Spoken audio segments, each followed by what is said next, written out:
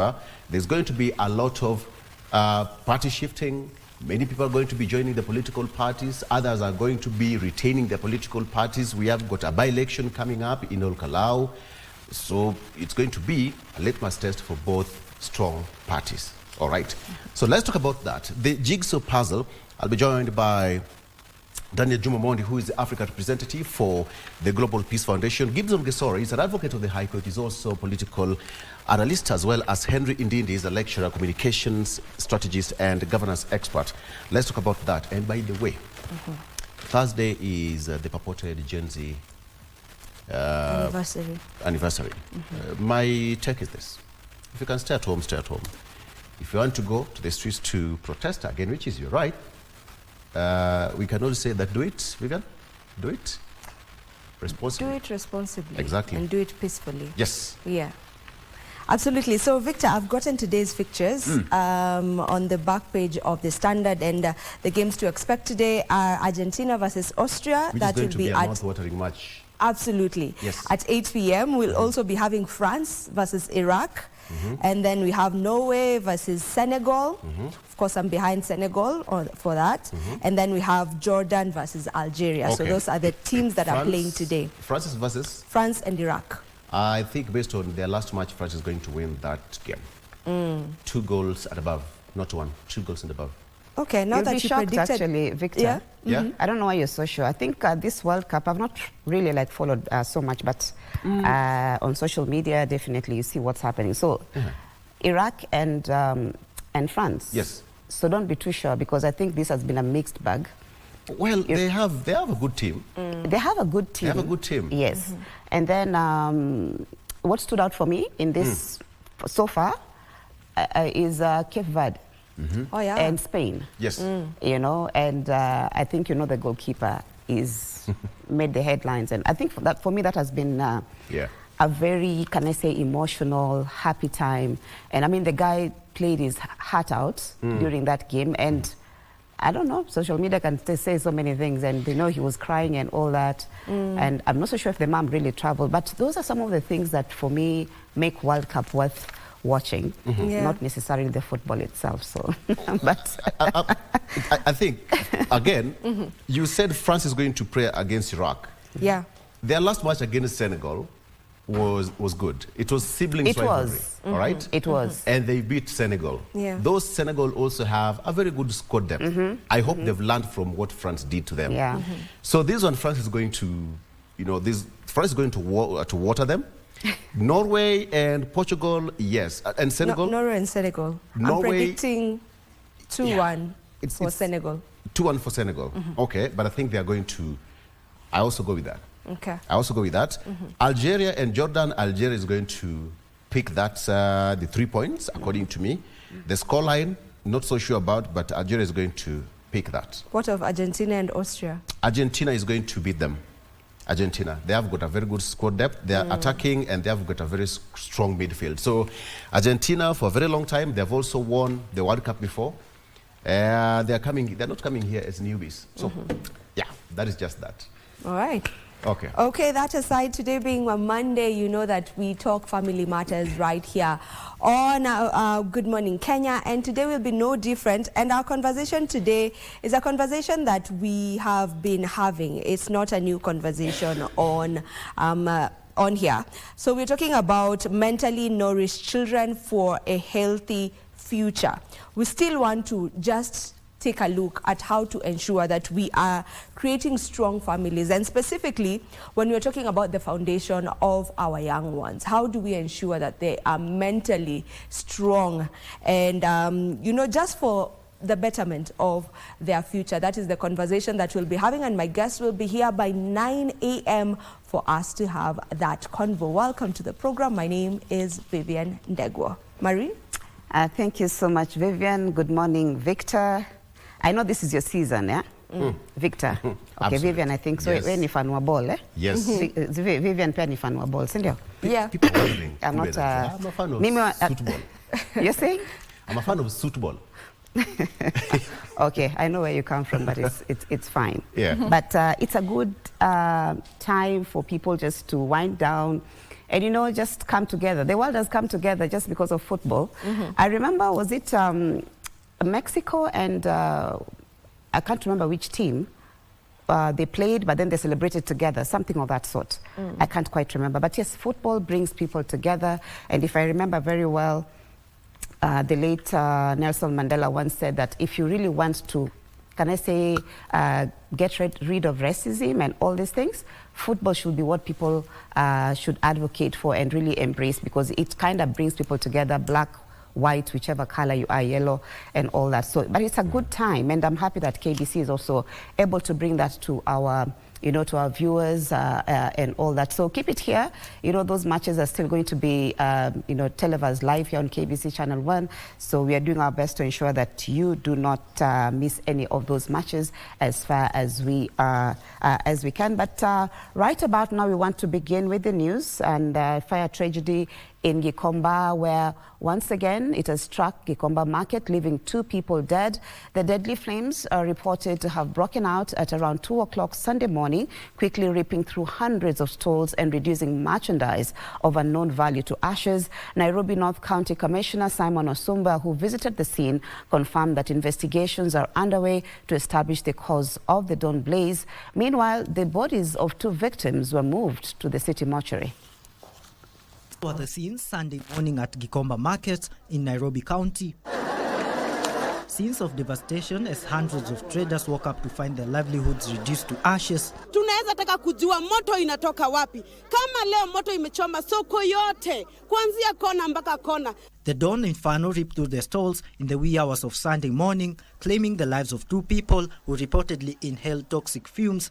Mali yenye thamani yasiyojulikana yameharibiwa.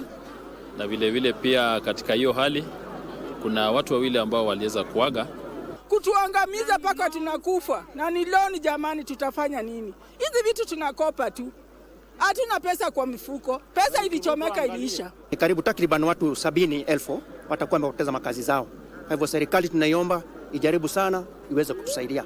Among those counting heavy losses is Irene Muthoni, a tailor whose shop was completely razed, leaving her holding nothing but her scissors. Nikifika mali nilifika moto ilikuwa, nikazidi kuingia kuokoa. Nikifika chenye nimeokota ni hii. Kumaanisha hata zingine zimeibiwa na zingine zikachomeka. But as many tried to come to terms with the loss, opportunistic looters took advantage of the chaos to reap where they did not sow. Irate traders accused the Nairobi City County government of failing to actively boost disaster response, pointing out a severe delay in deploying modern firefighting engines. Wanaenda mzima moto bila maji. Na maji ikikuja, kama ilikuja moja ikasimama hapa, ingine ikasimama pale, izuie hii isichomeke na hii isichomeke. Huku ngine kumechomeka kama tumeangalia tu. Gikomba mzima, like, to be sincere, this is the only fire department we have. To be honest, haifanyi kazi, it is iko na weeds. Nairobi North County Commissioner Simon Osumba said investigations into the cause of the fire have commenced. Kuna uchunguzi ambao unaendelea kuhakikisha tujue chanzo cha moto ilitokea wapi. Emergency responders and the Kenya Red Cross were at the scene to offer aid to affected families.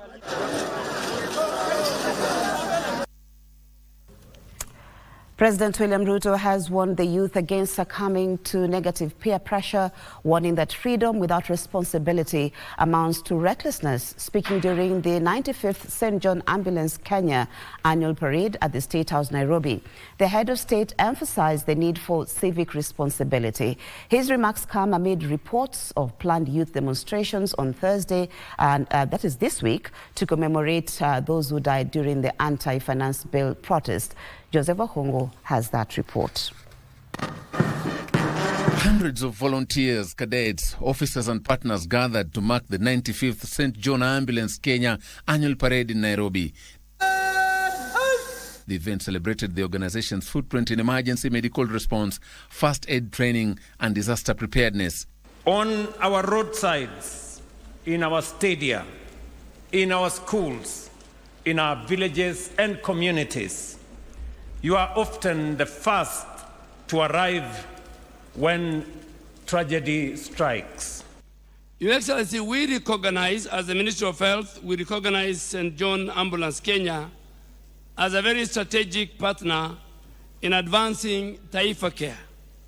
our model for universal health coverage. As Kenya continues to transform its healthcare system, St. John Ambulance stands ready to play an even greater role in supporting national health priorities. It is here that the President challenged young people to become problem solvers, builders, and responsible citizens rather than agents of destruction. These past few weeks, our nation has regrettably carried the pain of losing young lives in places where children should have been safest. Our young people must draw lessons from these incidences. The head of state pointed out that many young people often end up on the wrong side of the law due to poor choices and peer influence. Be the generation that understands that every action matters, every choice counts, and every choice carries consequences. He urged parents to step up and provide the necessary guidance to steer the youth on the right path. There is no child without a father. Yes. The same way there is no child without a mother. So we must carry that responsibility. As the patron of St. John Ambulance, the President announced that the government will allocate land in Upper Hill for a modern national training and coordination centre. Parliament has already agreed to inject 300 million shillings into the venture once the organisation surrenders its current headquarters along Parliament Road. Today, I reaffirm the government of Kenya's commitment that we will give you land at Upper Hill. Let me say this. I made that commitment, and tomorrow you can collect your title from the Ministry of Lands. It's ready. The head of state also announced a multi-billion shillings package in support for the humanitarian organisation, including land, funding, ambulances and legislative reforms aimed at strengthening emergency medical response across the country. On this solemn occasion, President William Ruto has paid glowing tribute to St. John's Ambulance Kenya for their selfless service to wananchi, terming it as a role that can be emulated by both young and old across the nation.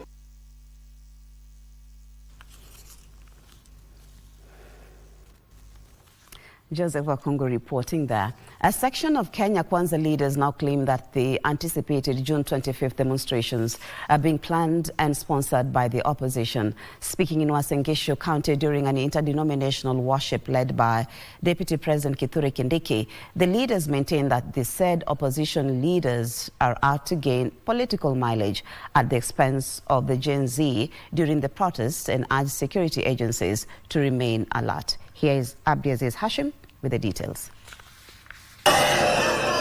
With 4 days remaining to the planned Gen Z protest commemoration to be marked on June 25th, the day has seen tongues wagging among the political class. I wonder what else is making those who had called for those protests to continue. Because that Mandamano has no agenda, has no complaint, has nothing. What is this Mandamano that is going to be undertaken on 25th? With a section of Kenya Kwanza leaders led by Deputy President Kithure Kindiki now accusing the opposition for inciting and lobbying youth across the country to participate in the planned Gen Z protest.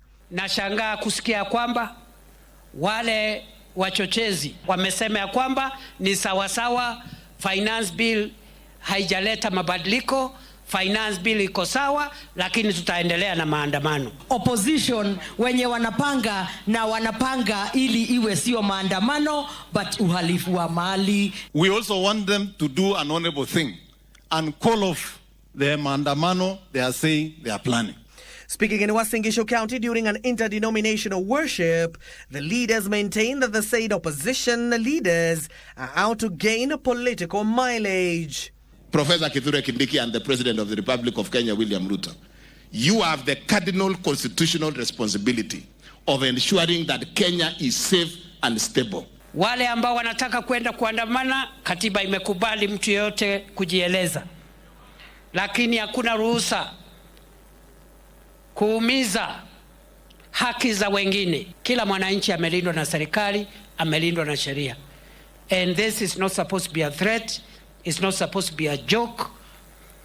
That is what is going to happen on Thursday. Wale wanataka kama kuna wenye watatokea maandamano, I hope they are none, because every issue has been addressed. Hata kama ni ile ya wale walioumia last time. This as the Wiper Party leader Kalonzo Musyoka urged the youth to commemorate Thursday next week by paying tribute to those who lost their lives during the protest. Because the country is commemorating the second anniversary of the killings of the Gen Zs 2 years ago. And since this is going to be next week. Meanwhile, Siaya Governor James Orengo has challenged security agencies to facilitate the planned Gen Z's protest commemoration to be marked on June 25th. Orengo further faulted the compensation scale for victims of protest, arguing that the proposed amount of up to 4 million shillings cannot be equated to the lives lost or severe injuries inflicted by rogue officers. What does Ojwang's family benefit 1 year or 2 years down the line? You have been given 2 million, 3 million. Every day you wake up, you see that grave where you've, interred your son. And they are going to see that grave for 10, 20, 30 years.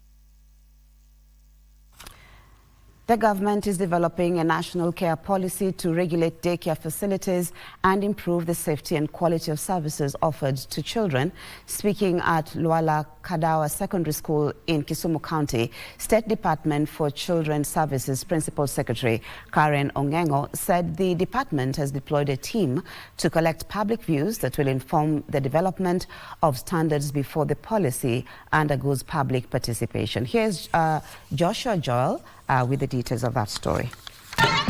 The need to protect children in the country amid increased cases of child abuse and abductions has seen the government begin the process of developing a national care policy that will help regulate daycare facilities and their operations across the country with the aim of increasing safety and improving standards of these facilities. Speaking during an event in Kisumu County, the Principal Secretary for State Department of Children's Services, Karen Ongengo, noted that a team has already been dispatched to the ground to collect views before the same is subjected to a public participation. Requirement for implementation first is for us to have tools that is going to help us implement. And one of the tools that we have started with is we have looked at the standards to ensure we have standards in place.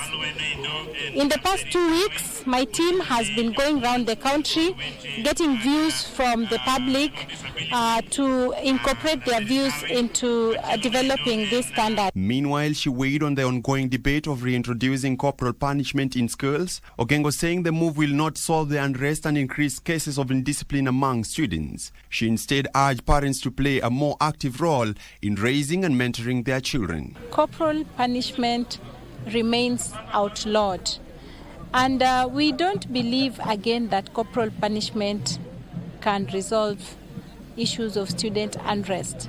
What we are emphasizing is the role of the parent in bringing up their children. Other stakeholders who echoed her sentiments accused parents of neglecting their parenting roles, which they noted is critical in child's well-being and development. So my call on parents is, make your child understand his or her background. It is only through that understanding that they will work hard towards making things. And as the world marked the International Day of Yoga, that was yesterday, hundreds of Kenyans joined members of the Diplomatic Corps at Nairobi's Visa Oshual grounds in Westlands, Nairobi, to celebrate the ancient practice known for promoting physical and mental well-being. The event, organized by the Indian High Commission Office, underscored the growing popularity of yoga in Kenya as a simple and accessible path to healthier living. Normally, you may stretch out your legs. In the chilly morning of Sunday at the Visa Oshual grounds in Nairobi, Uttan Padasana is our next pose. Hundreds of yoga enthusiasts rolled out their mats to practically mark the International Day of Yoga. We are moving on to Tadasana, palm tree pose. As soothing music filled the air, men, women, and children moved in unison, stretching, bending, and balancing through a series of guided yoga exercises under the watchful eye of the instructors. As you place it on the outer side of the left knee in a stop sign. The event brought together participants from diverse backgrounds, all embracing the ancient practice known for promoting physical fitness, mental wellness, and inner calm.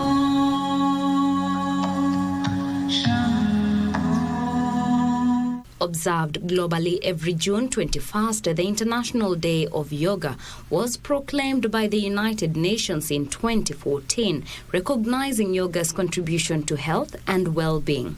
Padasana is our next pose. The event saw a huge turnout of people from all walks of life: Kenyans, the diplomatic community, members from international organizations, and the Indian-Kenyan diaspora who assembled to celebrate the day. Now, do this 2 more times at your own pace. Dr. Adash Swaika, High Commissioner of India to Kenya, noted that yoga is considered one of the most effective practices for mental and physical well-being. So I was very happy to see that a large number of people have joined us today.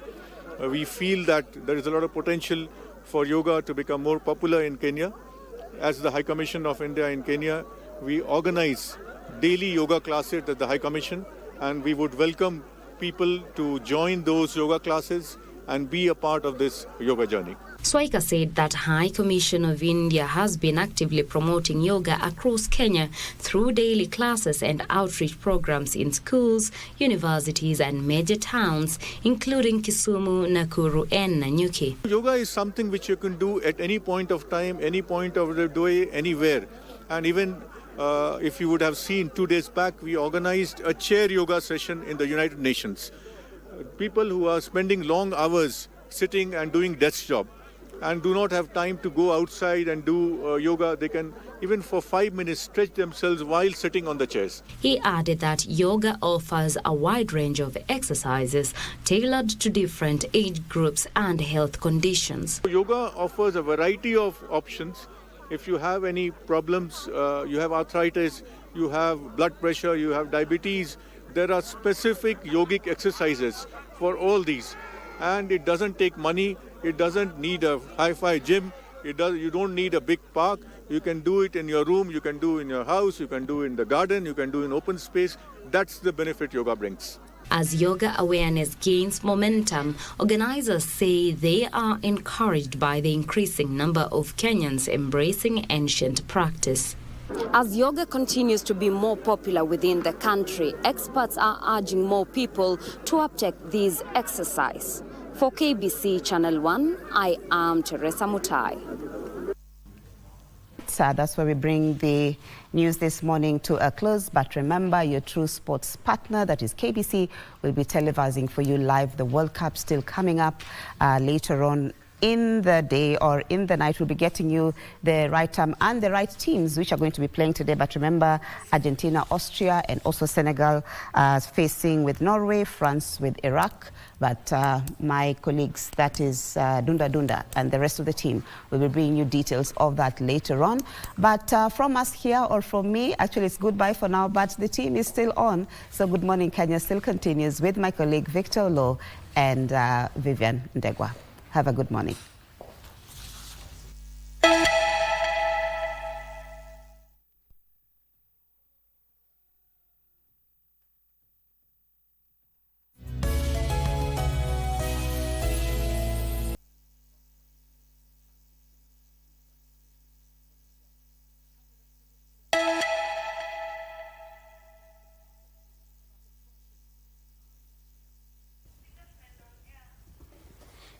All right, good morning, welcome back.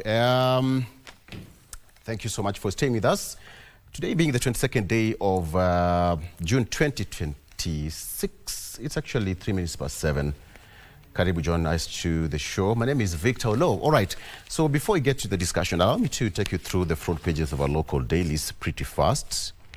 Starting with the front page of The Star newspaper, the Star says that missing pension billions push workers into financial mess. Missing pension billions push workers into financial mess.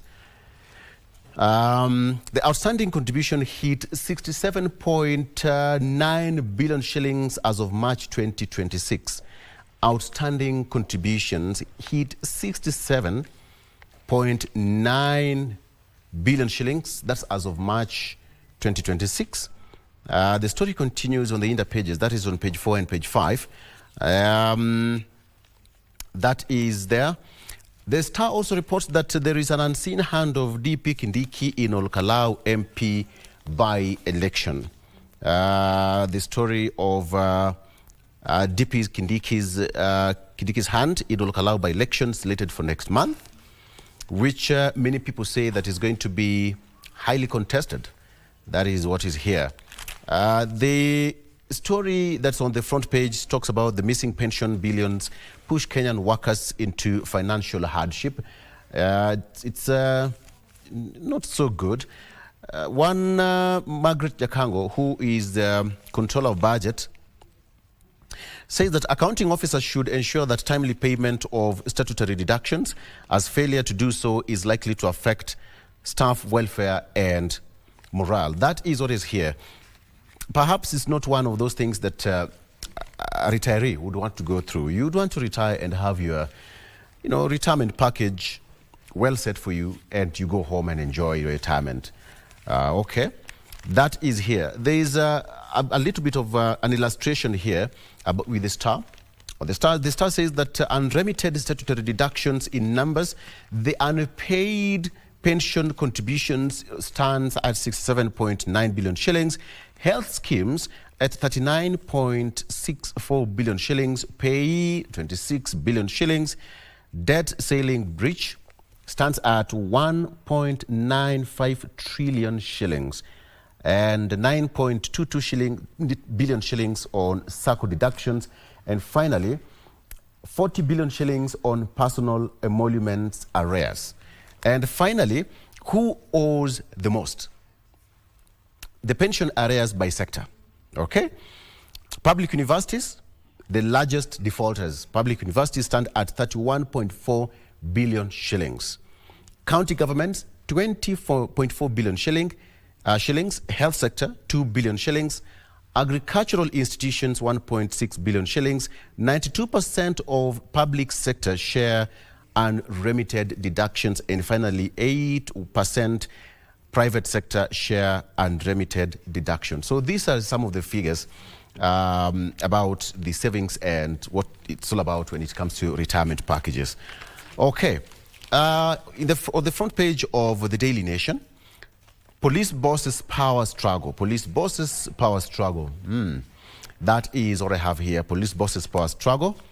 It's a protracted power struggle between civilian commissioners at the National Police Service Commission and police chiefs has stalled crucial human resource functions, including promotions, reportedly undermining morale in the rank and file of the National Police Service. The paralysis has now attracted the attention of higher authorities amid concerns that it could actually disrupt security operations and preparations ahead of next year's general election. So who are the two gentlemen on the front page? For the record, there you go. The two gentlemen on the front page is Police IG Douglas Kanja and National Police Service Commission Chairperson Dr. Amani Yuda Komora. All right. Okay, 2 killed in Gikomba fire. When will this madness stop? That is the front page of the Daily Nation. A good question, yes, for sure. When will this madness stop? For the 18th time, the sprawling Gikomba market burnt again under mysterious circumstances on Sunday morning, causing the deaths of 2 and injuries to several other people, and actually property worth millions actually were also destroyed in the process.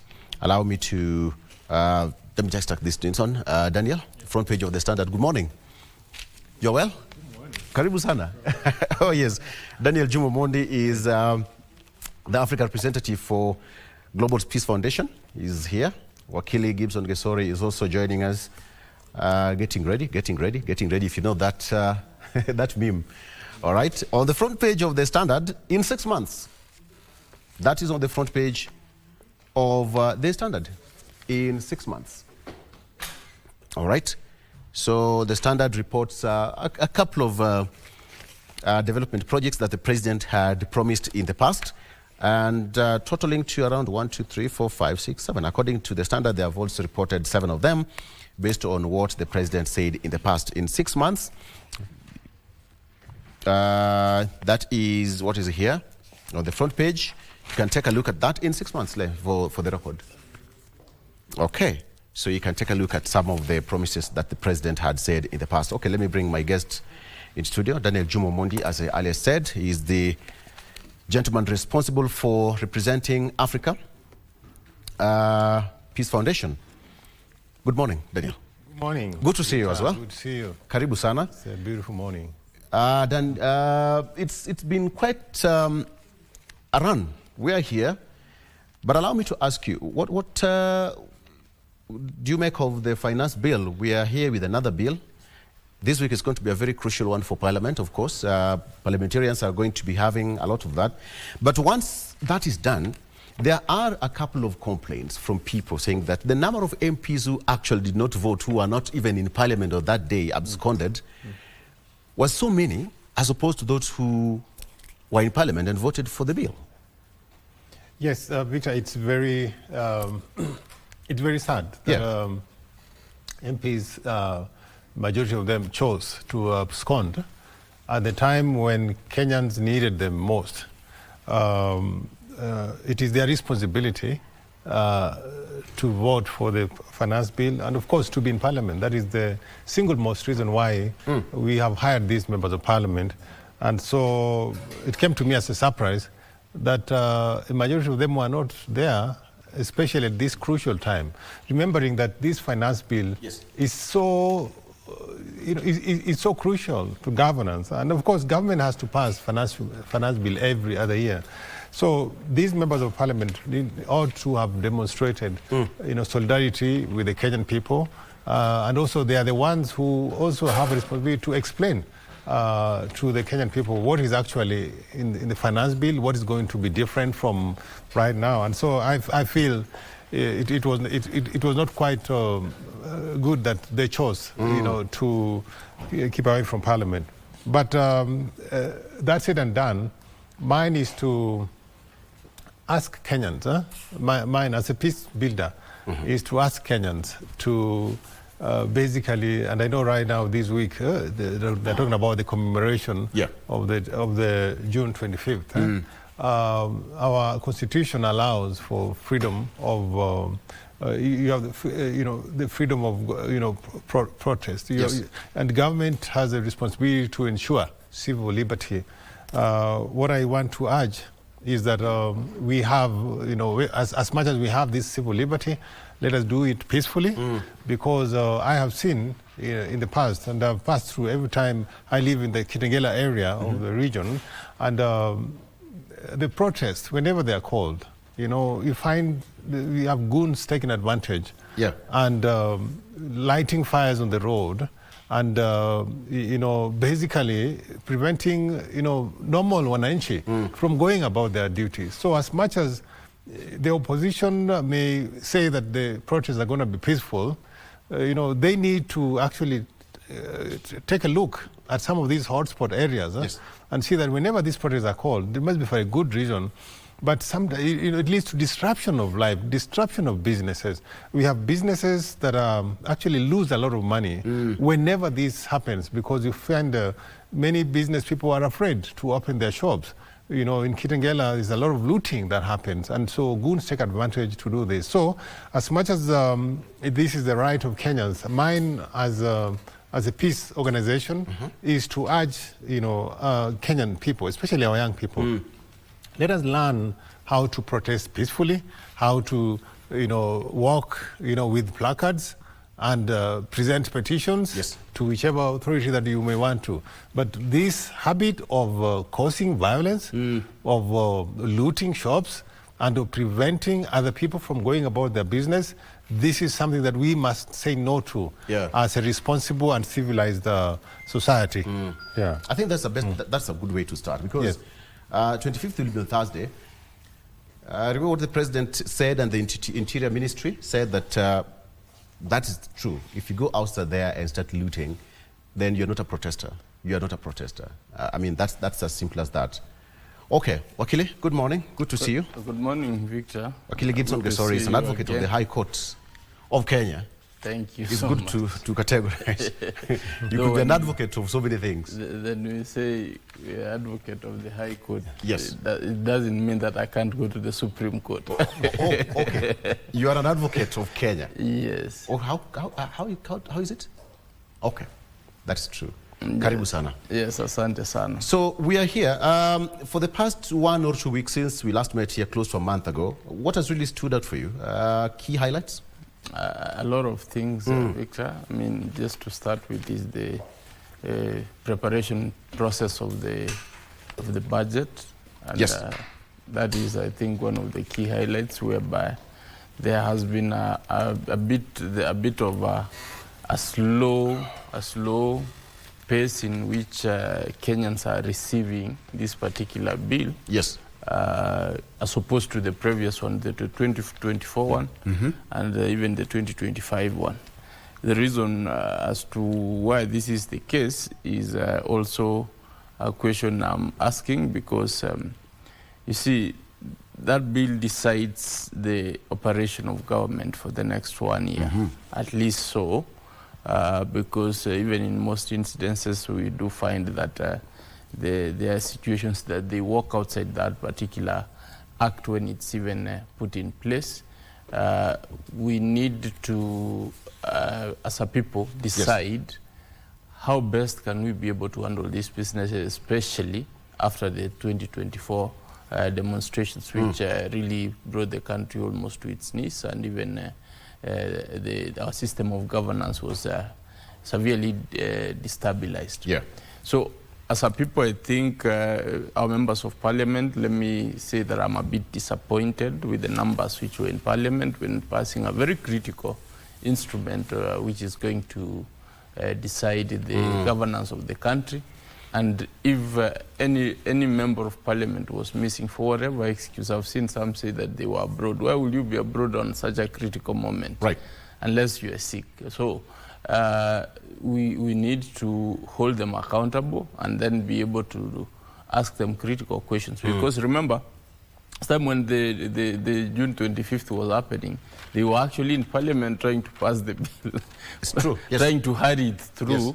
As opposed to even considering the concerns of the people who are outside, who really needed, and it reminds me of the situation which happened with the French Revolution. The French Revolution, much as the people were demonstrating, and they had been demonstrating for quite a while, deep inside the palace in Versailles, people were partying. And part of the reason people are demonstrating is that there's too many parties which are costing a lot, and yet we don't have anything to eat. So that reminds me of that particular situation. Even the Queen was asking, why are they demonstrating? And then she was told, you know, these people are saying they don't have bread. She was wondering, why don't they eat cake then? You know, that is the situation in which I find our members of parliament in, that they are acting disconcerted about the challenges which are facing our people. Yeah. They go to parliament when they are supposed to be there legislating and asking critical questions, which we are asking, because they should be the people's representative. They drop the ball. Yeah. Once they drop the ball, then a problem happens, then they start acting or behaving as if they were not part of the problem. If we start holding them accountable, then that in itself will have solved a very critical problem in our governance structures. So that was important. Secondly is the G7. Secondly is the G7, where our president which was ended last week on Wednesday. attended in France, and I really have to say I have to admire the camaraderie between him, between him and the French president, who was also here like I think a month or two back. They seem to have developed a bond. But what is missing for me is seeing the economic or the economic dividends of this particular friendship boiling down to the Kenyan people. I've not seen anything France has invested in this country in a very big way. None, even the meetings, after even meeting Are the you most sure there's nothing there? I've not seen a dam, I've not seen a road. The road at least which they were given the Mau Summit one. Yeah. They never did anything for a year or so. Until now we had to pay them to cancel the contract for them not acting. You see, that is not, that's not a business which we can say we have gained. So, you know, we can be able to point some few things for some, I mean, for the Chinese, you can actually say what they have done. Okay. For the Americans, I mean, you know what they major in. Yes. But for the French, I really don't know what they major in. So, this particular friendship, I don't know the basis. I hope with the time maybe I will be able to see, or whatever they were able to discuss could come to fruition in the near future. But as of now, I'm always very skeptical when I see France, given the way it deals with the West African countries and the history even of colonialism. So that is not a friend. They have actually been kicked out of the West countries, where the Francophone countries, as they are saying. That's why it was very impossible for them to hold even the summit there. They had to coin it in a different name and bring it to Nairobi. So some of these things, we should be able to look at them critically and see what is it are we gaining from these particular processes. Great. It's a good wrap of what has been your key highlight. Okay, gentlemen, let's come back. The big elephant in the room right now is, based on our topic, is the 2027, the jigsaw puzzle that many politicians and all of us are trying to fix. And to see fixing and just fixing that jigsaw puzzle is never that easy. That is where we have got shifting loyalties, complex, coalition formations. We have got regional succession politics here and there, the kingpinship, and here, who is going to be this, who is going to be that. It's almost the same script every electoral cycle, Daniel. It's almost the same thing. Yeah. But for us right now as a nation, what is the biggest jigsaw puzzle that we are trying to fix ahead of 2027? Actually, do you know elections, 2027 is here with us already. The month of June is gone. Yes, 2027 is already here, Victor, and just like you have said, and looking at the headline of the Standard newspaper, elections during elections is an opportunity for politicians to again give us a new wave of promises. Yes, there's scope. Some of these promises are basically never really fulfilled. And for me, I'm not surprised, like with the Standard, headline, because that is politics for you. Politicians, I compare politicians to a man out to court. Yes. To court a woman for marriage. And at that time, the man promises a lot of good things. I'll buy you this, I'll build you that, I'll make you the best husband that you have never had. But when it comes to the reality of marriage, then some of those things, if not most of those things, are never met. So for me, I'm not surprised by that headline. While I want to, of course, in comparison, compare, the regime of the current president with the regime of the previous president. I must say, Victor, give it to the president that he has, compared to the previous regimes, at least he has been able to do, stuff that we're seeing, with the taxpayers' money. Just to mention, but a few, the infrastructure. And right now, I just see today, we have already, National Infrastructure Fund. Yes. The board has already been, I can see it has already been advertised. There is, you can see significant effort that at least the president is trying.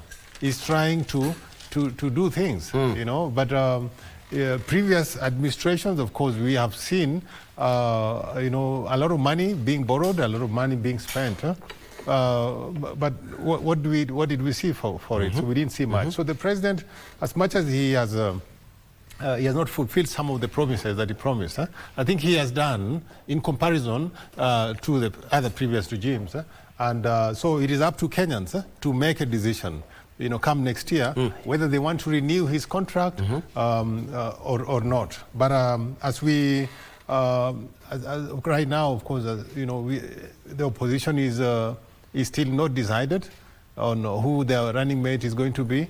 And so that gives President Ruto, of course, an upper hand, because already we know that he is going to be on the ballot. But from the opposition, we don't know whether it's going to be Rigiji, whether it's going to be Kalonzo, whether it's going to be Sifuna. It is not easy. And if 1 year, almost 1 year to the election, you have not made a decision who is going to be your your presidential candidate, then that disadvantages you, because the messaging has to start early. The branding has to start early. And so I want to, again, and as I say this, I don't want to give Kenyans a lot of hope, especially when politicians campaign. They give a lot of promises, but then do not give yourself a lot of hope, because whoever comes in, it will be business as usual. Whoever comes in, even if the current president one term or what, it's going to be business as usual. That same president who is sworn in will continue looking for ways to raise taxes, continue to get revenue to be able to run the government. They're going to come up with all sorts of manner. And even the finance bill that people are complaining about, whoever wins this election will also come up with this finance bill. There is no way they can say, right now they're saying they don't want finance bill. But if they win, they'll also come up with their own finance bill. Let me just take you back a little bit. You said that opposition are still taking their own time before announcing their candidate. We all know what happened in 2002. Yeah. A clear example. Yes. A few months to election, and here we are, President, the late Mwai Kibaki, from nowhere, nobody saw that coming. Why the hurry for the opposition to name their candidate? Just like I've said, running for president is not like running for member of parliament or for senate or for, MCA. This is a whole different ballgame. Number one, you need resources. Number two, you need to have your roots throughout the ground. But you also know that that's a high-stakes position. It's a very high-stakes position, of course. Yes. So it is not an easy. It's not that easy. So you don't want to tell me that you will basically just be named, and then you start now branding yourself. You start, and of course, even as the opposition looks for a single presidential candidate, it is not a guarantee that there will only be two candidates. I don't see any of these opposition leaders who will be satisfied with any choice. If, for example, Kalonzo is named, I can see maybe some people in the Linda group will say, oh, we are not satisfied with that, and they'll go their separate ways. So it is still too early, to even, be sure that there actually is going to be only two. Okay. Two horse races. Two horse races. Yeah. Omami, good morning. Morning to you. But Omami has just come out all the way from Western. Yes, natoka Budalangi. Imagine. Asante. He's teleported himself to the show. Karibu sana. Yeah, thank you, Thank you for coming. Watu wa Funyula wako sawa? Budalangi wako fiti? Funyula wako sawa, Budalangi wako sawa. Right. Wameniambia, let me wish you a happy Father's Day. Perfect. However belated it might be. Perfect. Thank you. It's a huge responsibility for us guys. Okay. So let's come back to this. Talk about the political jigsaw. Now that your mic is on, a lot is going to be happening in the next few, I don't want to use, days to come and months to come. And already we are seeing, you've heard what Daniela said. There is going to be a lot of shifts. Who is going to have coffee with who is going to have late night meetings with this region talking about the other region. And you've had, even over the weekend, the politicians trying to segregate or actually divide Kenyans according to blocks. This is not new to us. It's the same script, only that probably the actors and the players almost the same thing happening again. Yeah, allow me to start with a departure, some slight departure from where my brother Daniel has left it. I think there are legal statements about when somebody is supposed to declare candidature for any position.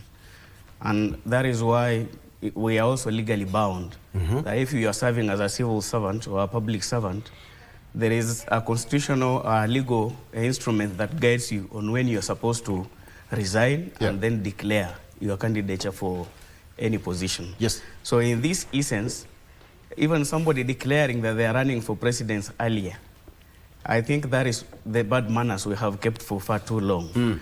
What we needed to do in this country is that you show intention, that you intend to vie for a particular seat. Then the official declaration for that seat comes at the right and legal time. So that is the explanation I would want to give it. There's no candidate, even myself. If I decided to run for president, I still have probably 6 months to the general election to make an official declaration for that position.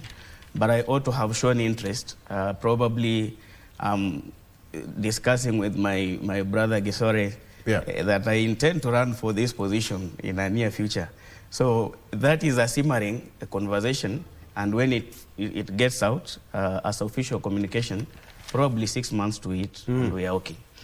Then we are likely to get shifts because it's a switching season. Yes.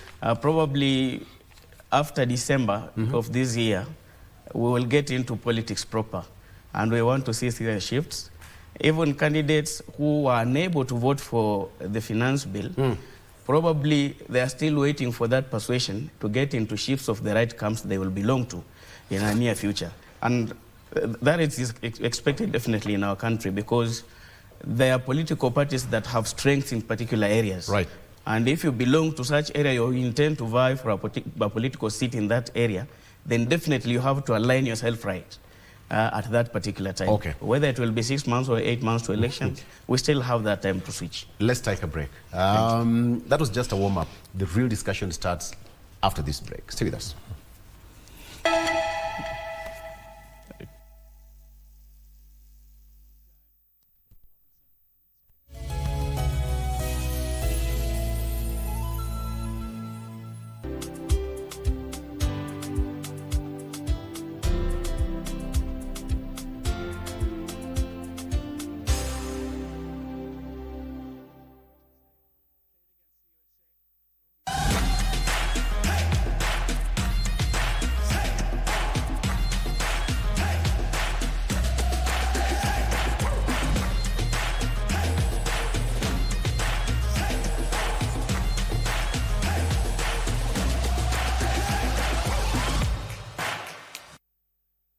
In a world where news is ever changing, staying informed is more important than ever. Join us every week on News Check, your go-to show for the latest in current affairs, breaking news and in-depth analysis. A warm welcome to KBC News Check. From politics to global events, we bring you content that matter to you.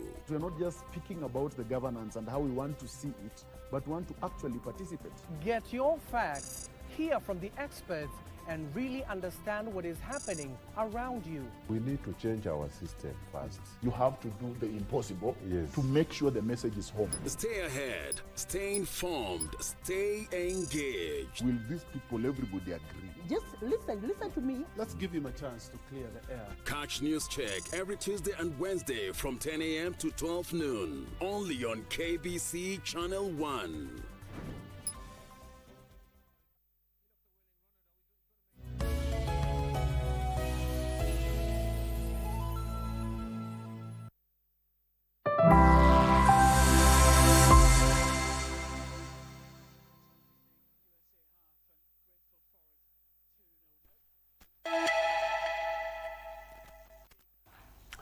All right, thank you very much for staying with us. Now, let's come back to it. Wakili, so the thing is here. Allow me to ask you this open question. What are you foreseeing? Friends becoming enemies again, enemies becoming friends once again. Tell me, you've been here before. I mean, I think it goes without saying, Victor, around electioneering time, you will see a lot of realignment happening, and that informs the kind of numbers we saw in Parliament in terms of voting for the budget bill. Some people do not want to send the wrong signal. They are trying to be politically preservative so that they can be able to pick whichever side they want to pick.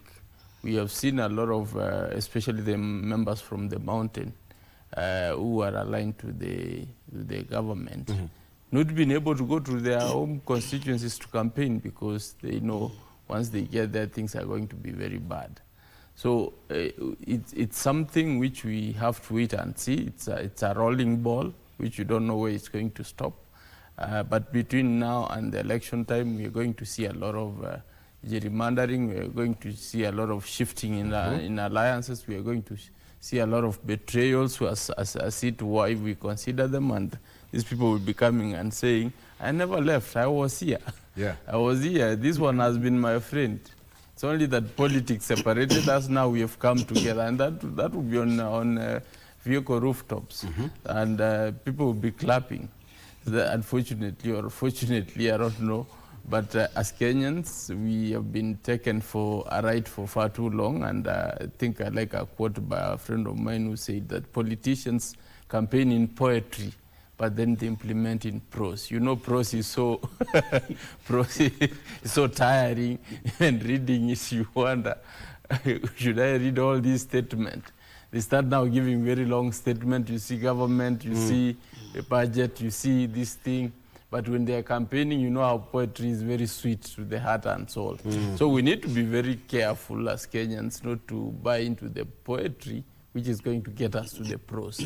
Instead, we should be able to ask somebody concretely, what exactly are you going to do for us? And then be able to hold them accountable, especially those ones who are not able to even attend the budget reading process.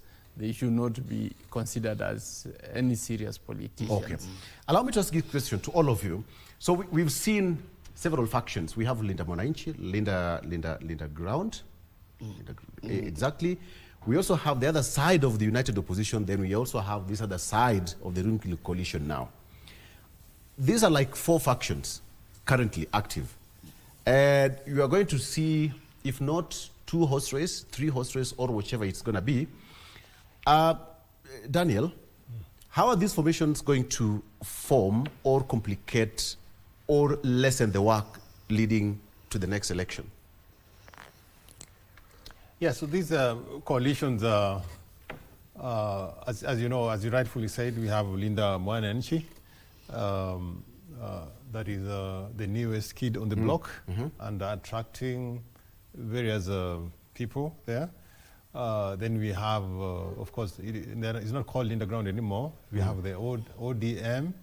The chairperson, Gladys Wanga, said they're no longer going to call themselves Linda Ground. Right? You see, that's what I was talking about.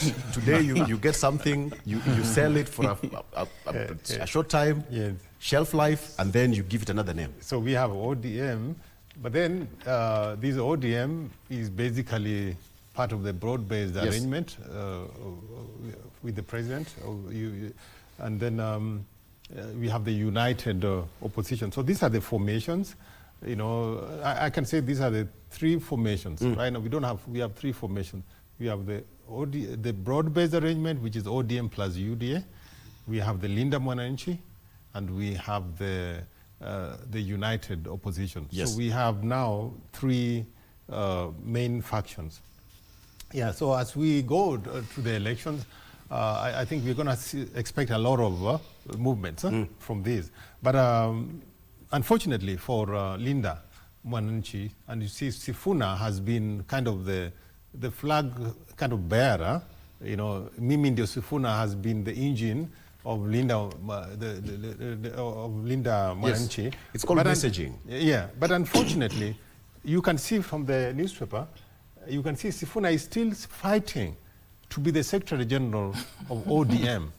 This is very confusing because in the Linda movement, we have the youth and the Gen Zs who have made it very, very clear that they want Sifuna to be on the ballot. You know, but Sifuna himself, as you see a few months ago, he was apologizing to Gachagua, saying that tusamehane, let's forgive each other, and let's see, see how we can work together. And so that mixed signaling is not healthy for him and for the Linda movement. And also, you have seen the Linda movement. My governor, Orengo, is also thinking that he can reinvent his political life. The way he is talking is like he wants to run for president. What do you mean he can reinvent? Orengo has been in politics since 1980. Of course, he's been in politics since 80, and after the election of the death of Odiek? Yes. But then, as you know, there was a time when Orengo tried running for president under the SDP, and he got less than 30,000 votes.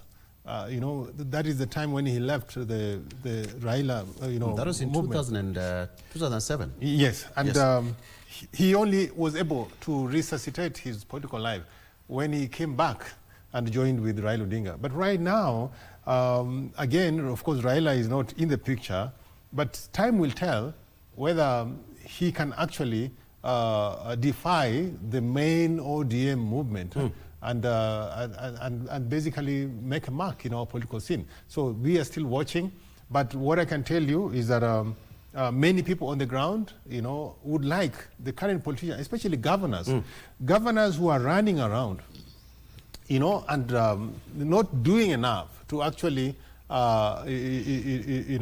bring development, actually serve their people right now. Governors who are running around and neglecting the reason they were elected in the first place will have a very, very difficult time convincing Kenyans that if given another responsibility, they'll actually do a better job. I come from Siaya, and I can tell you that in terms of devolution, there's still nothing much to smile about, in the village. And so this is Mommy, you are his neighbor. So this is the reality. This is the reality of our politics. And so as time goes by, of course, we're going to see alignments and realignments. But if I were Linda Mwananchi by today, I would have made a decision. I would have identified the political vehicle and start popularizing, their candidature as we go towards I think there is no problem, Gibson. There's no problem because whatever they're doing is working for them. It's quite right now, it's a little bit opaque. But they can say that it's resonating so well with the Mwananchi they are representing. I will ask you the same question I asked, the open one. Having in mind that now ODM is now moving from the Linda ground and they're packaging themselves as ODM, what do you think is in the mind of ODM to move from the Linda ground? And this one comes immediately after the case about Sifuna also met a little bit upheaval. There is a lot happening in between. There's a lot happening, but you see, for them to actually realize that they need to change, come back to ODM, is realizing that they're trying to create a smaller animal while they have an elephant. So they want to go back and start repainting the elephant. That becomes way easier for them. That becomes way easier politically, that is. It becomes way easier for them to market the elephant, as opposed to starting to create a small calf, like the proverbial Israel, which did a calf to annoy God. So they don't want to annoy God with the people who are going to elect them, essentially. So basically, they have realized that if they continue with this slogan, they are taking the smaller piece of the pie as opposed to maintaining the whole thing as a whole, which can be able to drive them to the political canon which they need. I think it's a political realization that they are going it the wrong way. They need to go back to the old good ways, which they can then be blessed and then be able to get to where they want. As of that incident, the person they have not clearly identified is their Joshua, who is going to take them there. So essentially, they have because their Moses is already gone, so they need they need really another one. Once they can be able to agree, then they can be able to sort their problems. This is expected in politics. I mean, if we can go back to the Ford. Once Ford disintegrated, once the leader, the late Jaramogi died, For that, quite a number of members of parliament. When it came to election time, post-election, they had around 30 members of parliament from one of the biggest political parties. So it's important for the factions in ODM to actually realize this, that they are facing a political situation where they're going to not exist in the near future, politically at least. It's important that they realize this and then they put their house in order. This putting their house in order has started with them realizing, wait a minute, these particular brands we are creating are going to subdivide us even more. Let us rebrand the old house and then we can be able to, what people know. You know, ODM has been a party other than KANU, which has been widely known in the political history of Kenya. And you know, it had this sense or structure of people-based.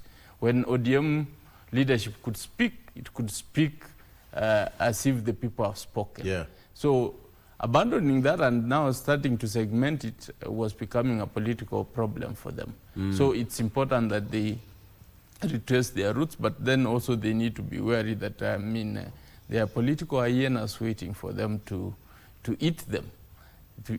Up. So it's important that they be very careful to ensure that their house, they're running a tight ship.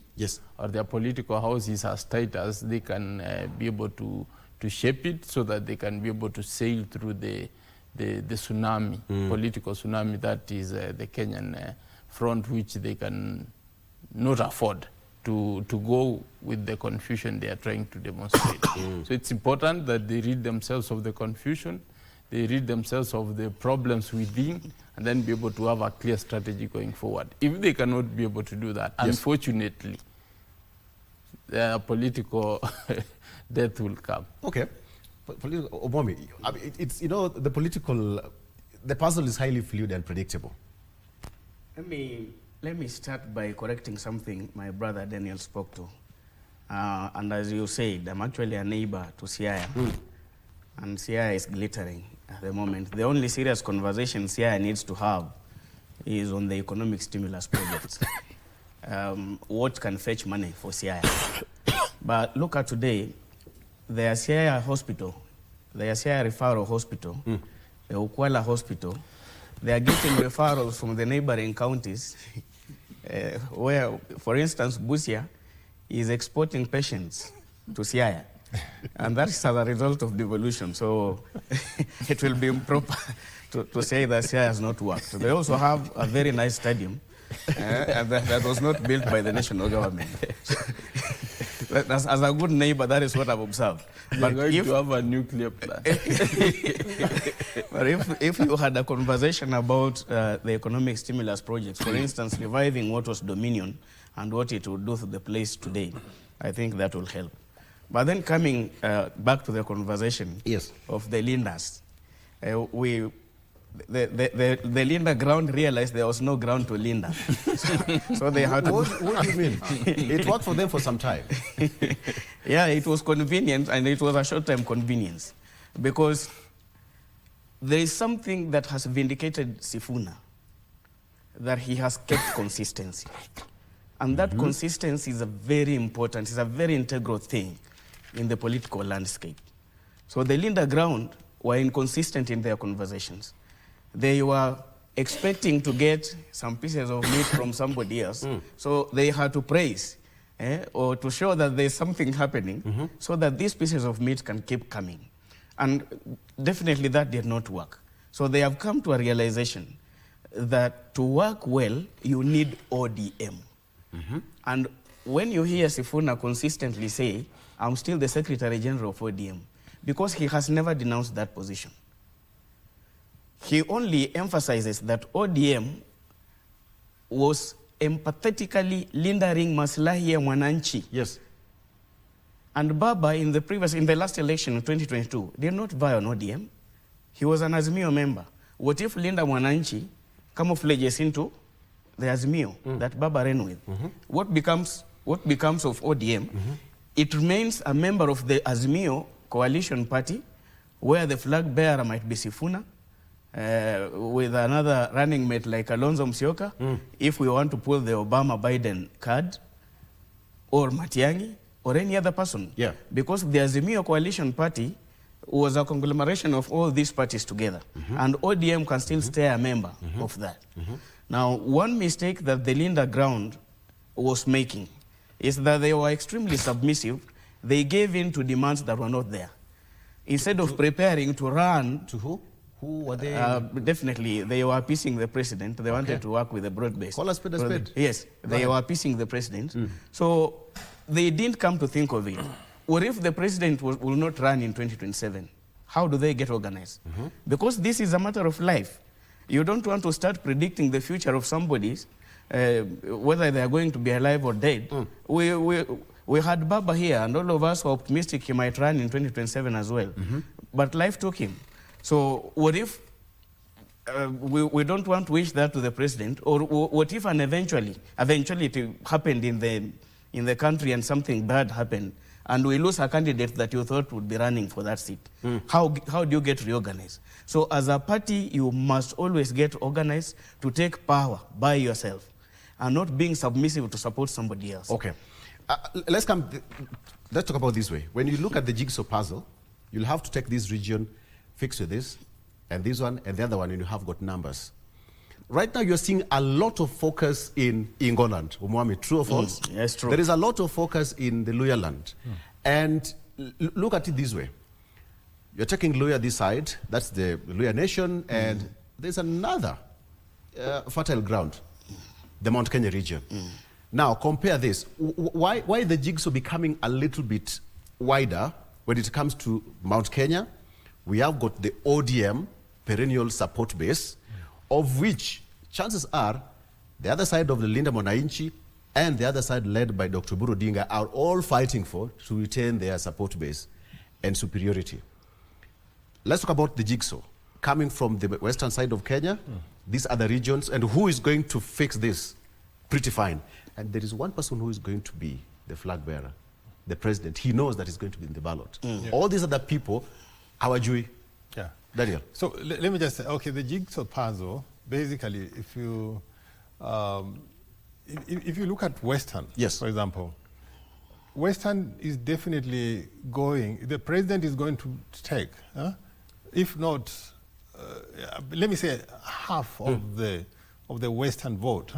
But if Sifuna runs, if Sifuna is the presidential candidate, like he alludes, then chances are that Western will vote, wholeheartedly for the opposition. But that is if Sifuna runs. The question is Sifuna going to run? That is a question that... what if he doesn't run and support someone else? If he doesn't run and support someone else, and let's say a running mate, then I can tell you for a fact that Western it's going to be divided into half. President Ruto is definitely going to take half of the votes in Western province. That also applies to Mount Kenya. Right now, even though right now people are talking like Mount Kenya is gone, but you can see that almost 7 of the cabinet secretaries in this kind of administration are from Mount Kenya. You get my point? So then the question is Rigiji going to be able to ensure that the whole of Mount Kenya votes against the president? But I can tell you, given what the deputy president is trying to do, and let's look at Olkalau. Okay, you talked of half of Western Kenya. Yes, half of Western Kenya, half of Western Kenya. We have got 5 counties. Yes. Okay, that is Busia, Kakamega, Vihiga, Bungoma, and Trans Nzoia. Cumulatively. Yes. Right now, Busia is headed by yours truly, Otuoma. That's ODM, right? Yeah, that's ODM. Kakamega. ODM. That is Governor Baraza. Vihiga, Otichilo, outgoing. Yes. That is ODM. It's only Bungoma who is headed by Lusaka, the other side. And Trans Nzoia also the other side. Yeah. So how is it going to be half? I'm just giving an approximate figure that, because Bungoma, as you know, Bungoma always has a high turnout. And also... It's actually also a swing vote. Yes. And also Trans Nzoia. Those basically, so Bungoma is most likely, even if there is a big problem, most likely Bungoma is going to stand with the president. But if the broad-based coalition continues to thrive, then you have Busia, you have Kakamega, and you have Vihiga. Of course, the prime cabinet secretary, that he comes from Vihiga. Is definitely going to ensure that Vihiga also supports the president. Of course, we know that the gentleman, the senator of Vihiga, is also trying to do his best. But that is the way I see it.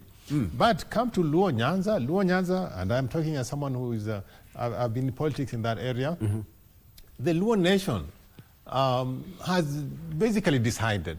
The Luo nation decided a long time ago, especially after Baba died, that this time round they want to stick with President Ruto.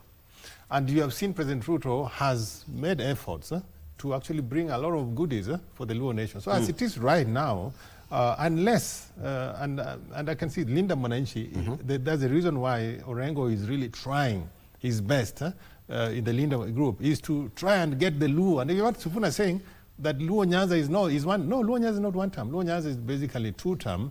But there is an effort by the Linda group, led by Orengo, to ensure that Luo Nyanza basically votes 1 term. But then the question that they're asking, and the question we're asking, if you're talking about, if you're saying President Ruto is not that good, but look at where Sifuna and the other group, they want to take the people. For example, you have Matiang'i. Yes. Matiang'i was the CS, in charge of security in the Uhuru administration. When we had people dying in River Yala, when we have a lot of these things happening, you talk about economy.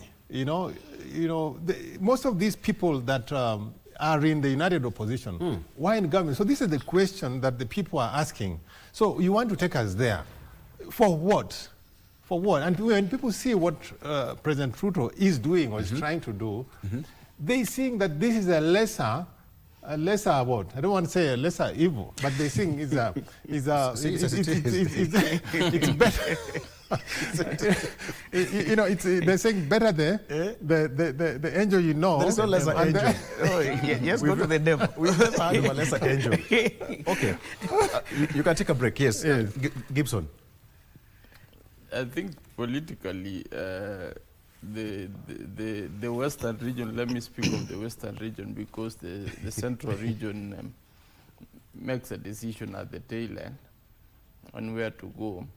The Western region is a mixed bag of beans. But I would want to say that the president seems to be having an upper hand in the Western region vote. The Luo Nyanza vote, as it's been said, is largely going to the president. So the whole of Western region, that is the region past Nakuru, that side, the president has a better say than any other politician can claim.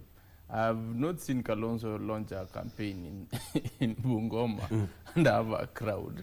And I don't think he's about to do that, or even if he did, I don't know whether he will be able to attract less with the united opposition. So you can see but if the president does, and you have seen Farouk has always been persistent pacifying the Western region. I think every weekend he has around 10 MPs. That tells you something. And if Farouk is the right-hand man of the president. So wherever he is, that is where the president is. So there is a lot of organizing of the ground in Western in terms of the ruling party as opposed to any other party. ODM, I think like in Kakamega, all the members of parliament who are ODM based, I think have now shifted alliance to the UDA alignment. And that essentially is going to be a very big political statement when that time comes. You can see even the kind of development, the Kakamega level 6 hospital is also coming up nicely. Whatever, if Western were clever, whatever they would be asking right now, they would actually be given. You remember the daughter of the king who was a very good dancer, and the king had to ask, her ask whatever and then I will give you. But unfortunately she didn't know.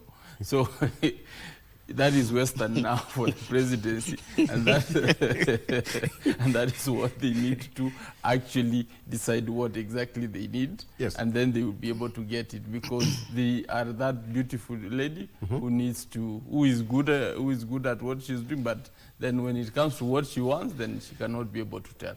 It's important that they can be able to find a political uniting factor, which is very difficult, because my brother indeed comes from the other side, which is on the other side. Sometimes people accuse them to be in Uganda, others are accused to be part of the CIA. So they need to conglomerate and be able to unite towards one political goal. And if they did, then the dynamics will be very different. A quick break. But Omwami, this beautiful lady, is she in stiletto or what? I don't understand. Or in wedges? Actually, that is the conversation we've been sold for a very long time. Stiletto and some pepper red hot lipstick and all that. What my brother Gibson is selling is exactly the same conversation the Luhya nation or the Mlembe nation is running away from. Because for far too long, we've been sold that conversation that it is not workable to become number one. We have to work under somebody else. But the region is coming to a realization that if you are commanding a second majority in the nation, you can use this population to your advantage and quote others. So unfortunately, the patrons who've been there ahead of us succumbed to the conversations like what Gibson is saying. But now people are coming to this realization. If you have an opportunity to become number one, and you are rightly placed to become number one, why would you want to play number two? No, but you'll be, in 2032, it will be your turn. Who guarantees that? What I mean, you promised. My brother, there's a reason we go to elections after every 5 years. We elect a new regime. We elect a new number one. So anybody can become a number one after 5 years. Those who are not prepared to be number one in 2027 can pave way for others who are ready, and the conversation goes on. 2032, let's 2032, there's no time for that. We want to be number one in 2027. Okay. Show us the man. Okay. Show us the man. the arithmetic. Show us the man. We'll write Mark saying that.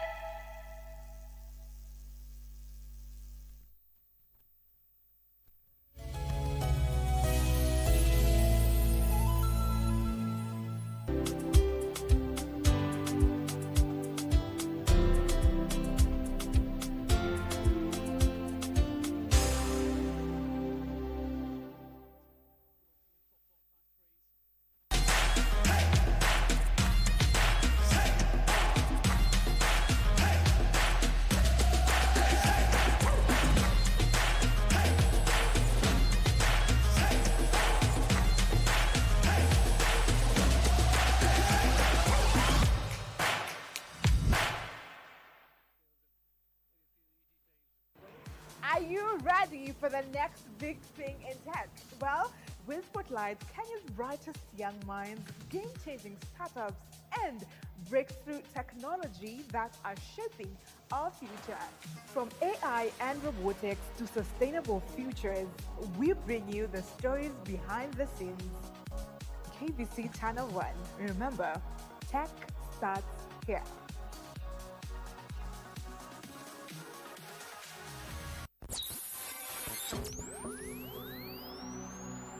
Pindi tunapowasha vifaa vyetu, tunapata fursa ya kutangamana na wasikilizaji wetu. Karibu sana thĩinĩ wa tabarĩra ya Rwiga. Tunapeperusha utangazaji uliobobea katika habari, nĩ ũndũ wa macio na mangĩ maingĩ, burudani, haha nĩ harĩa tũkoragwo tũkĩigua nyĩmbo mwaki nyĩmbo hot, na hamasisho la kiroho. Usiachwe nyuma, jiunge nasi kwa safari ya kufana katika 99.5 FM. Shoro FM.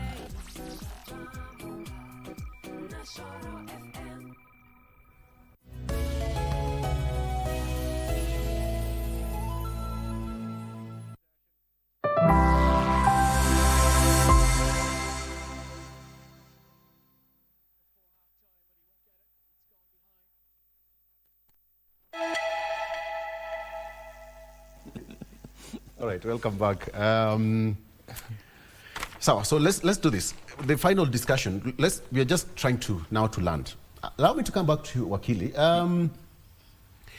So there is this other side of Mount Kenya, which again, when you had, I don't want to quote what Mheshimiwa Sudi talked about over the weekend, but it's clear that the other side of Mount Kenya, which has been for years, electoral cycle has been quoted, and ile kura iko Mount Kenya, any politician who would want to get into that political seat must get Mount Kenya. But why is it that right now everybody's running? There is an attempt to drop Mount Kenya for a little bit, but according to me, there is somebody who is strategic enough to grab Mount Kenya at the right time. And who is this person? I think Mount Kenya is still the president, so I vote for losing because as it stands, as I said, same for the Western region, president seems to be the front runner. You see the Mount Kenya East is still having the deputy president's docket, which the Western members of parliament, as late as a week or two back, they conglomerated somewhere and they anointed one of their spokesmen. And I think I saw one, the spokesman reading from his phone, a statement which had been concocted that if we are not getting the DP position, then we are going with Sifuna. That is a subtle threat. That means that the people from Mount Kenya East are being warned. Shots have been fired. That if you guys are not going to act in a particular way and declare yourself where you stand, then your seat is being gunned for. We have the Luo Nyanza people side of ODM, which is also saying we are not going for the presidency, we are gunning for the deputy president in terms of negotiations. So that is the place where the street sloganeering, people say it's boiling nicely. When it's boiling nicely, it essentially means we have now the contenders. The cards have been drawn. We are waiting to see whose card is going to be picked and what kind of weight it's going to carry.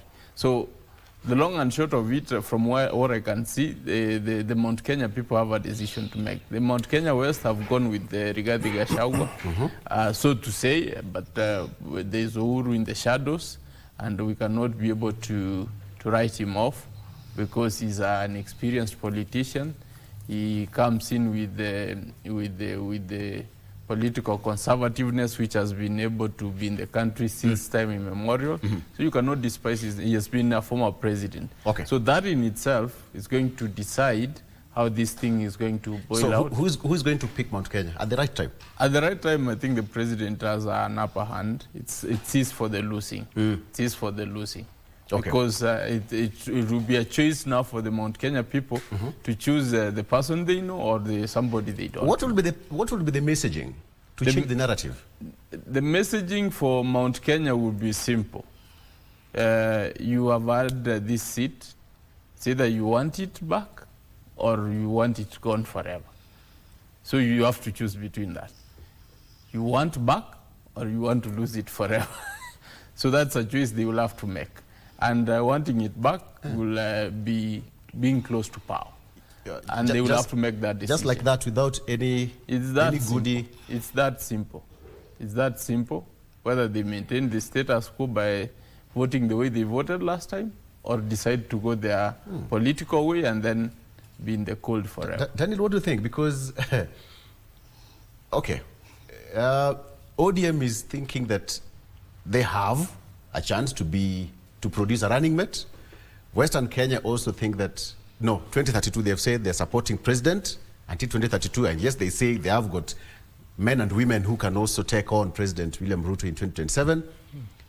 It must be one of the hardest puzzle to fix. I know, but ODM, I don't think that they will be able to produce a running mate now.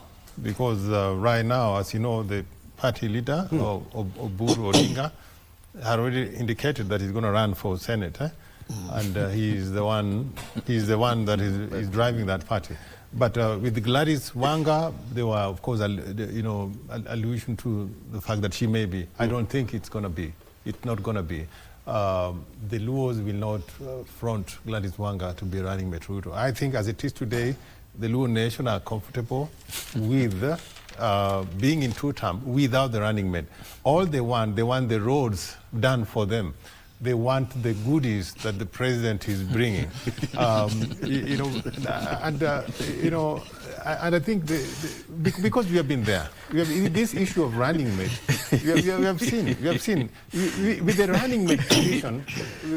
Looking at what happened to Gachagua, that's what they call power without responsibility. Exactly. We have already seen that you can be a running mate, and then you can be impeached tomorrow. You understand? So to us, I don't think that is something that we want. We just want let us have the roads done, let us have the youth employed, let us have the hospitals built, and this time I think the Luo nation is strategizing for 2032. But for now, I think we are comfortable with Kithure Kindiki being the running mate, and we wait tupangwe,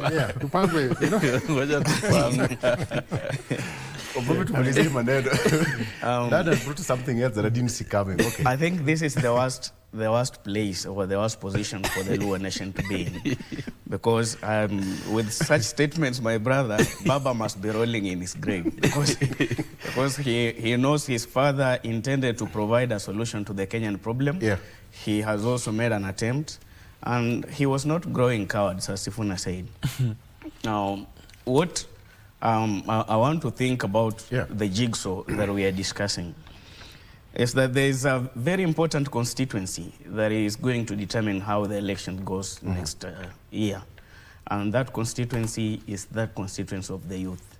Yeah. They have two phases of their life that they need to correct or improve. If we had over 8 million voters who did not turn out to vote in the last election, and a majority of them were youths, then we have seen during the registration this time round, they have had a movement of the Nico Kadi that has seen them register in large numbers. So the important part of that is that how are they going to mobilize themselves to turn out in large numbers to correct a mess they made in the last election by not voting, and to use the numbers they have to determine a future they want to live in. I think that is the most important constituency. Yeah. And if it fronts a candidate, they decide their candidate is Sifuna, or they decide their candidate is Maraga or Matiang'i, I think that will be a very important candidate to coalesce around. Okay. Gentlemen, allow me to finish that point. I wanted to cross over. Hey, Daniel, you've raised something. So, based on that, being comfortable, there's a quote by a gentleman called Neil Donald Walsh. He said, life begins at the end of your comfort zone. Life begins at the end of your comfort zone. Whatever you're going to do with that information is totally up to you. Okay, let's be comfortable. Why just saying that the show is over. Asante Sana, the three wise men.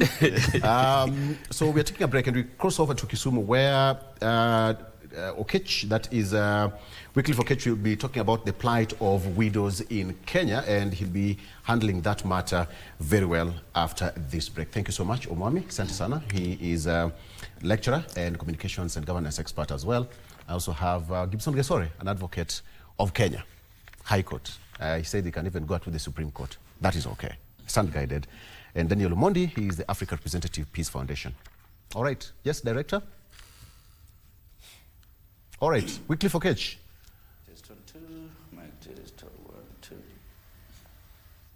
Weekly for Okech, if you can hear me, good morning. Good morning to you. I can hear you very well. Victor Olo, back in the studio in Nairobi. And what a wonderful conversation on the political affairs of the country there in studio. Can we just now switch gears to Kisumu and look at the Western Spectrum segment on the Good Morning Kenya show with me, Weekly for Okech. This morning, remember, Western Kenya Spectrum, rather than the Western Spectrum is that segment that brings you informative conversations on the various topical issues, especially those that are so relevant and affect the western part of Kenya. And this morning, like I've mentioned, this is we're going to look at the plight of widows in the country.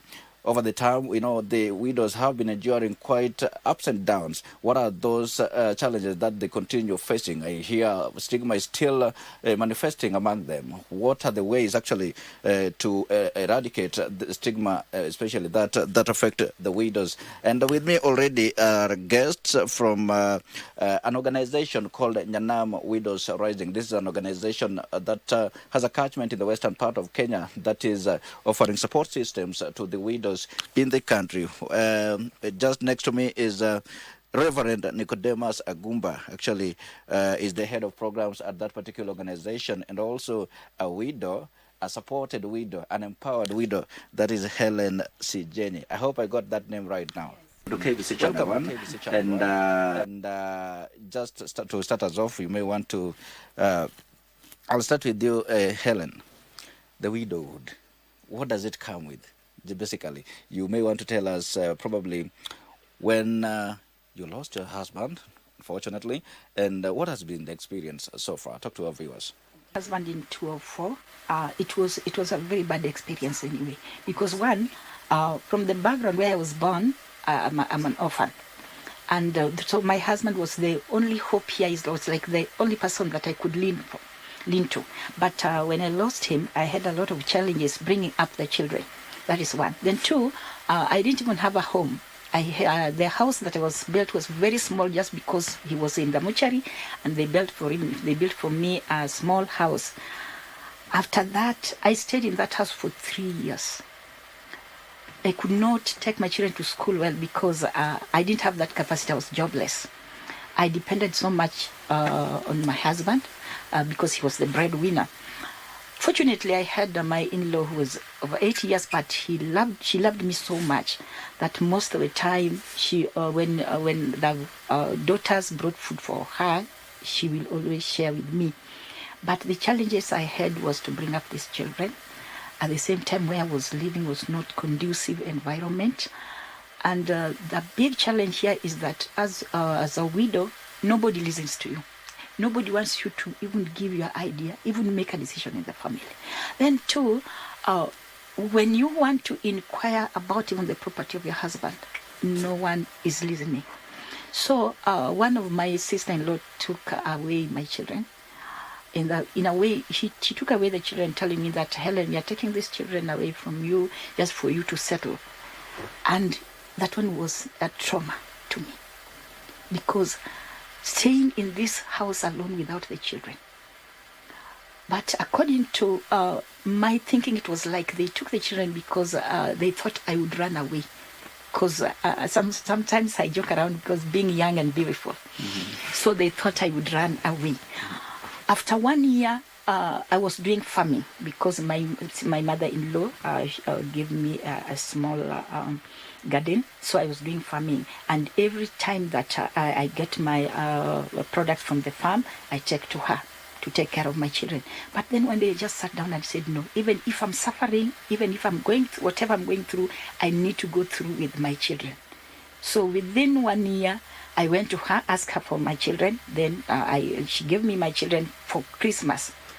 Then I decided they are not going back. And up to date, my children, they don't visit you for even 2 weeks or 1 month. They never went back. Mm-hmm. So from there, the challenges I had were paying the school fees, taking them to good schools, which I could not. And in fact, there was a time I even lost hope. Mm-hmm. And I decided that now I was making some mandazi and hawking mandazi, but I could not meet the ends. Mm-hmm. So I decided that I withdrew the children from school. So one day, one widow approached me. And this widow was a head teacher in one of the primary schools. Approached me and told me, Helen, you are not the first widow in the world.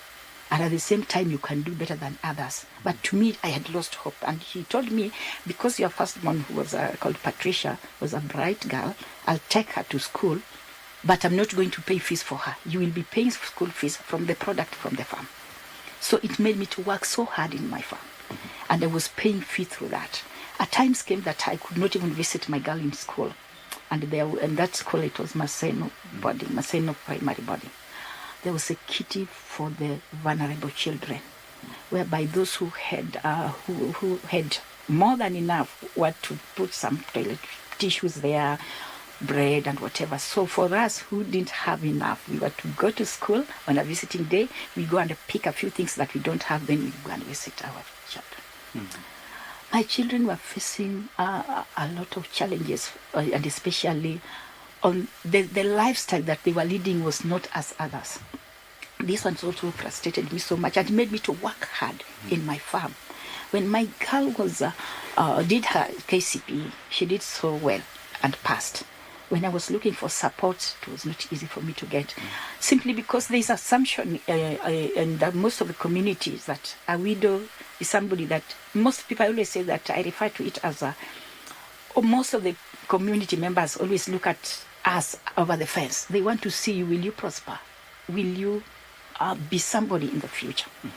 So one day I applied being a assistant chief in my area after 3 years.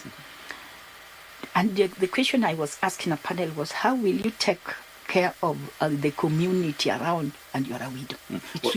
Where's this area specifically? I'm from Korando. This is in the central Kisumu. Korando, that's in Kisumu West constituency. Kisumu West constituency, yes. And it was like, what a widow can also lead. A widow can do other things better than others.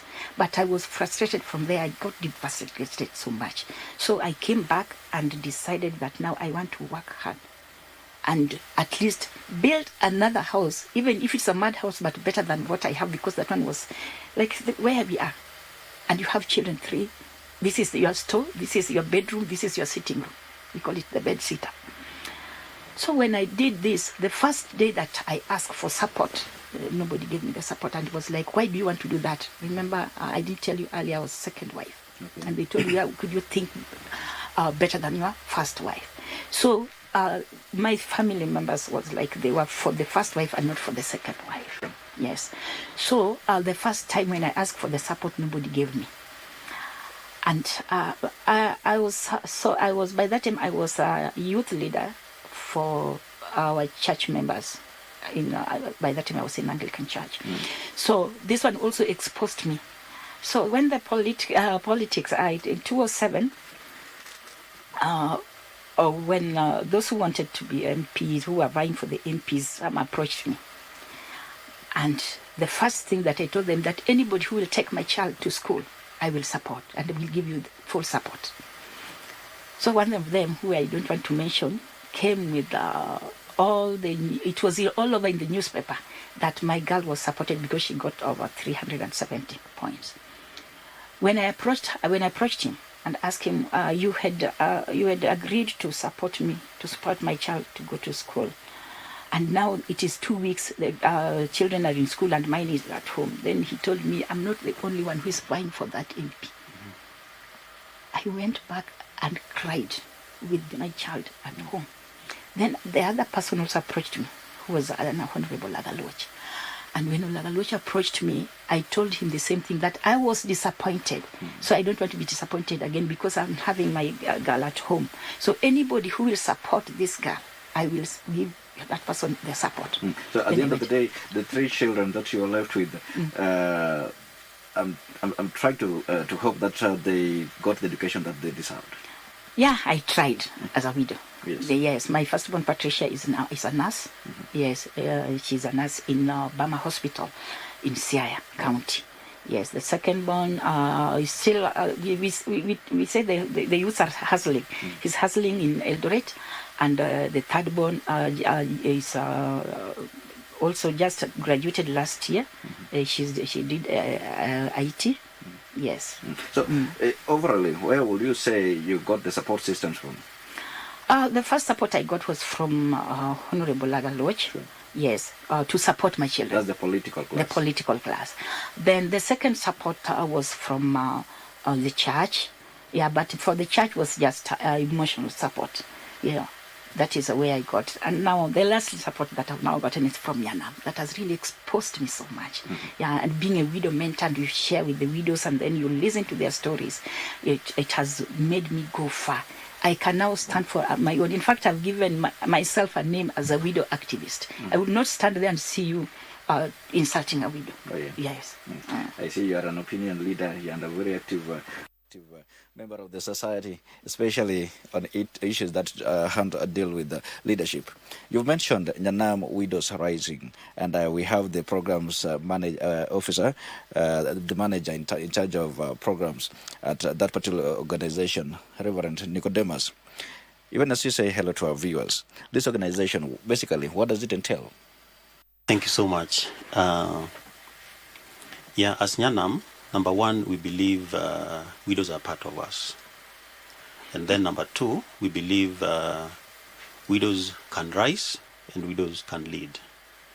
And so Nyanam is a restorative justice organization, and we prepare widows to lead. We prepare widows to be the leaders of change in communities, and we do this through integrated programs. Yeah, we do this through integrated programs. We have 3 thematic areas. That is leadership and holistic well-being, and also sustainable livelihoods. And through teaching, we believe giving widows this knowledge will actually help them be in frontline, understanding what stigma is, because the big enemy we are fighting is widowhood stigma.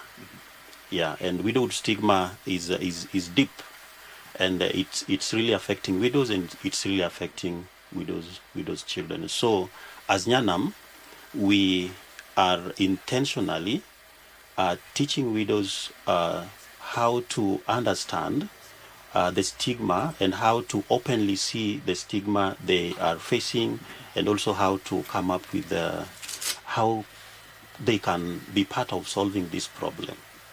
Yes. What is your catchment area? Which counties do you cover? We cover Kisumu County, Siaya County, but we are mandated by the government to work in 5 counties in Kenya. 5 counties. 5 counties. Is it in the Lake Region Belt? Yes. Yes. That is Kisumu County, Siaya County, Homa Bay County, Migori County, and also we are also mandated to work in Nairobi County. Yes. I'd really love to know how. You'll explain to us how people will get can become part and parcel of Nyanam and to get these support systems. But then, before we get there, Helen, I'm very much interested in knowing the plight of widows in the country today. Do you feel included in any aspect of the community? Talk about the social protection, talk about the political leadership. Do you feel included as widows? We are not included so much because let me start with the political wing. In politics, to me as Helen, I thought that the widows should be given a special priority. Just as sometimes when we come to these nominations, they give the youths priority, and when they talk of the women, women is a general language. But now when you specify and say the widows, I always want that widows to be given that opportunity in nomination, whereby the widows' voice can be heard. They can be represented in Parliament or in the County Assembly.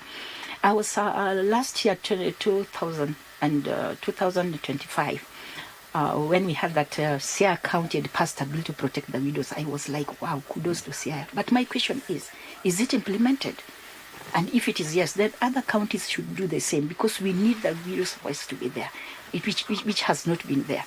When you come to the government, let's talk of this WISO Fund, let's talk of the Youth Fund and Women Enterprises Fund. These are just still general things, but widows are not included because they just apply like any other Kenyan. But if they can be given just Widows Fund, whereby we fund the widows, we empower them economically, so that these widows can also have that sustainable livelihood where they can put food on the table. They can also have money to do their other things. They can have grants for widows. I mean widows specifically. In the community, there's a lot of challenges that widows go through. Loss of properties that their husbands left. This is now very common. And that is where now that stigma also comes in. Because the widows, most of them, they lose their land, they lose the properties in the hands of the in-laws. Then there's that forced inheritance. They are forced because of the cultural norms within the community, which has really exposed us to HIV and AIDS. I was taking data some 3 weeks ago, just as Helen. In every 10 widows, 10 women, you get 10 widows. 4 widows there, you get 6 widows there. So generally, in every 10 women, you'll get 6 widows. So the number of widows is really increasing each and every day. So the parenting also is a challenge to the widows, because of the stigma we go through. You know, when people don't respect you, when people don't love you, when people don't support you emotionally after losing your husband, parenting also becomes a challenge. Yeah. So these are the challenges that widows are really going through. And various organizations are coming forth actually to give you, or rather to offer widows support systems. You've mentioned politically, you've mentioned socially, and also economically. Even the government is also devising some measures actually to respond to the economic challenges that bedevil widows in the country. Such organizations include the NYANAM that we have Nicodemus here as the head of programs. Specifically, you heard Ellen mention some of the challenges that they still face today. How is NYANAM responding to these challenges? Thank you. Number one, I mentioned earlier that we are doing a lot in teaching widows, like taking them through. We actually take them through 12 models. And in these models, we just make sure to show them their dignity and inform them of who they are and tell them their position. And now, together with widows, together with them, after giving them all this information and after empowering them, we are connecting with the male in the communities. You know, let me tell you, we train widows and then we allow them to do something we call social action. And when they are doing social action in the community, the community is seeing what they are doing. The community is seeing, for example, the community see widows like, for example, if we take the case of land, we usually take them through the land rights.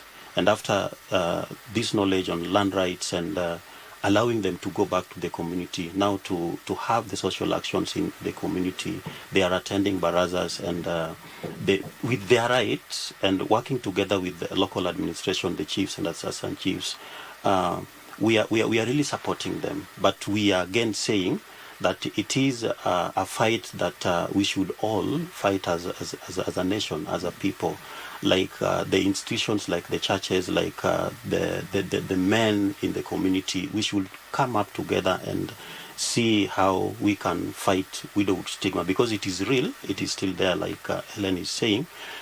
We are really fighting it, and we are really calling upon other institutions and other people to join us, and we fight it together just to make sure we give widows their position and we allow them to lead. Mm-hmm. These incidents of widows being disinherited of their matrimonial property, especially after their husband passes on, these incidents are still rampant. And you've mentioned social action. What would be your assessment? Is the community embracing, or rather, how is the community responding to social action by the widows that you guys handle?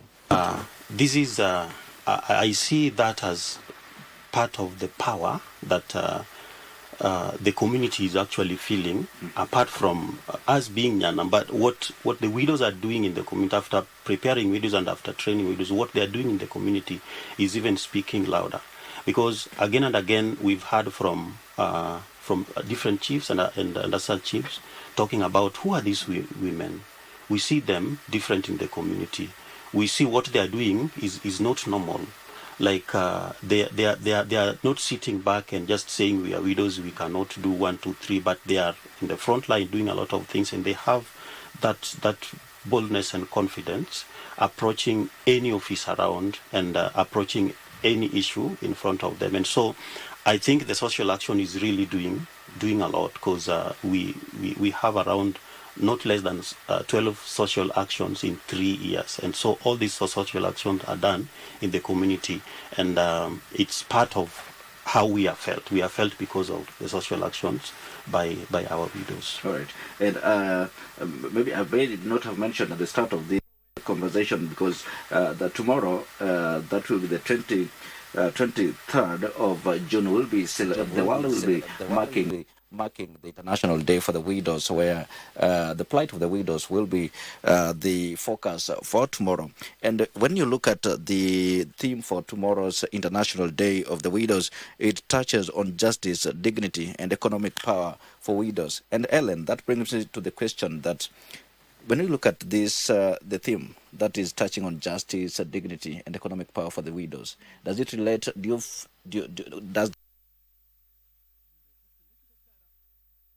your situation now? Oh yes, just to go back on the social action.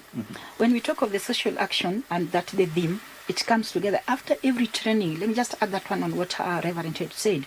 After the training that we always go through, then we do the social action. The social action to us is that when we go back to the community are now starting to feel the widows. How do they feel the widows? We go back and apply what we were trained.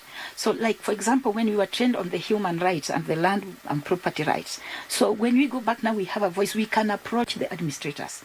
Even those who are compromised, we can approach them and they can hear our voice. We can also identify where the community had gone wrong on not supporting the community. The theme will, I think, will relate well to the widows, because it will help the widows also to understand on how they can take care of themselves, on how they can take care of their properties, and on how they can empower. It can empower also the widows economically. So I think that theme it's really important to the widows. Yes. Carry on. Yes. I wanted also to say that the reason why Nyanam has really made a change to most of the widows that are in Nyanam is that after the training, we are empowered, and we are now no longer voiceless. I had said it before, we are no longer voiceless. We will simply tell you when you are wrong, you are wrong. Then Nyanam has really done a lot of things. You know, we always believe that anybody who gives you a Bible gives you life. Because with the Nyanam, each and every widow in Nyanam, the first gift that Nyanam gives them is a Bible. And then the Bible, they are being trained on how to study that Bible and understand it deeply. And anybody that understands the Bible deeply, even the way you think, it changes positively. So when you come back, like me, when I was talking, I didn't even mention this, but let me say, for the last 20 years, I didn't know that I was holding that grudge within the community, and especially within the family that surrounds me. Even though they don't make noise, they don't talk to me a lot, but the action speaks louder than words. That after the first training I had in Nyanam was on trauma healing. After the trauma healing, I realized that I was holding grudge, and so I had to make peace with my family. And the community could realize that Helen has changed, as much as my voice would be heard. And the aspect of trauma healing, that's very critical and very core to widows particular phase. Yes, it is. Trauma healing, most of the widows, I want to believe that if most of them are in trauma, and the trauma healing is key. I think that each and every widow should go through that training. I always even tell the managers here that the trauma healing, because it makes you now understand. You know, most of widows, most of them have not accepted that they lost their husband. And you know, acceptance is key also. If you don't accept that you've lost your husband, it is not very easy for you to move. But after the trauma healing, some of them change. There are some people who join Nyanam and you think they are going to die the next day, because anybody that hears of an organization that supports widow, people run there with a lot of expectation.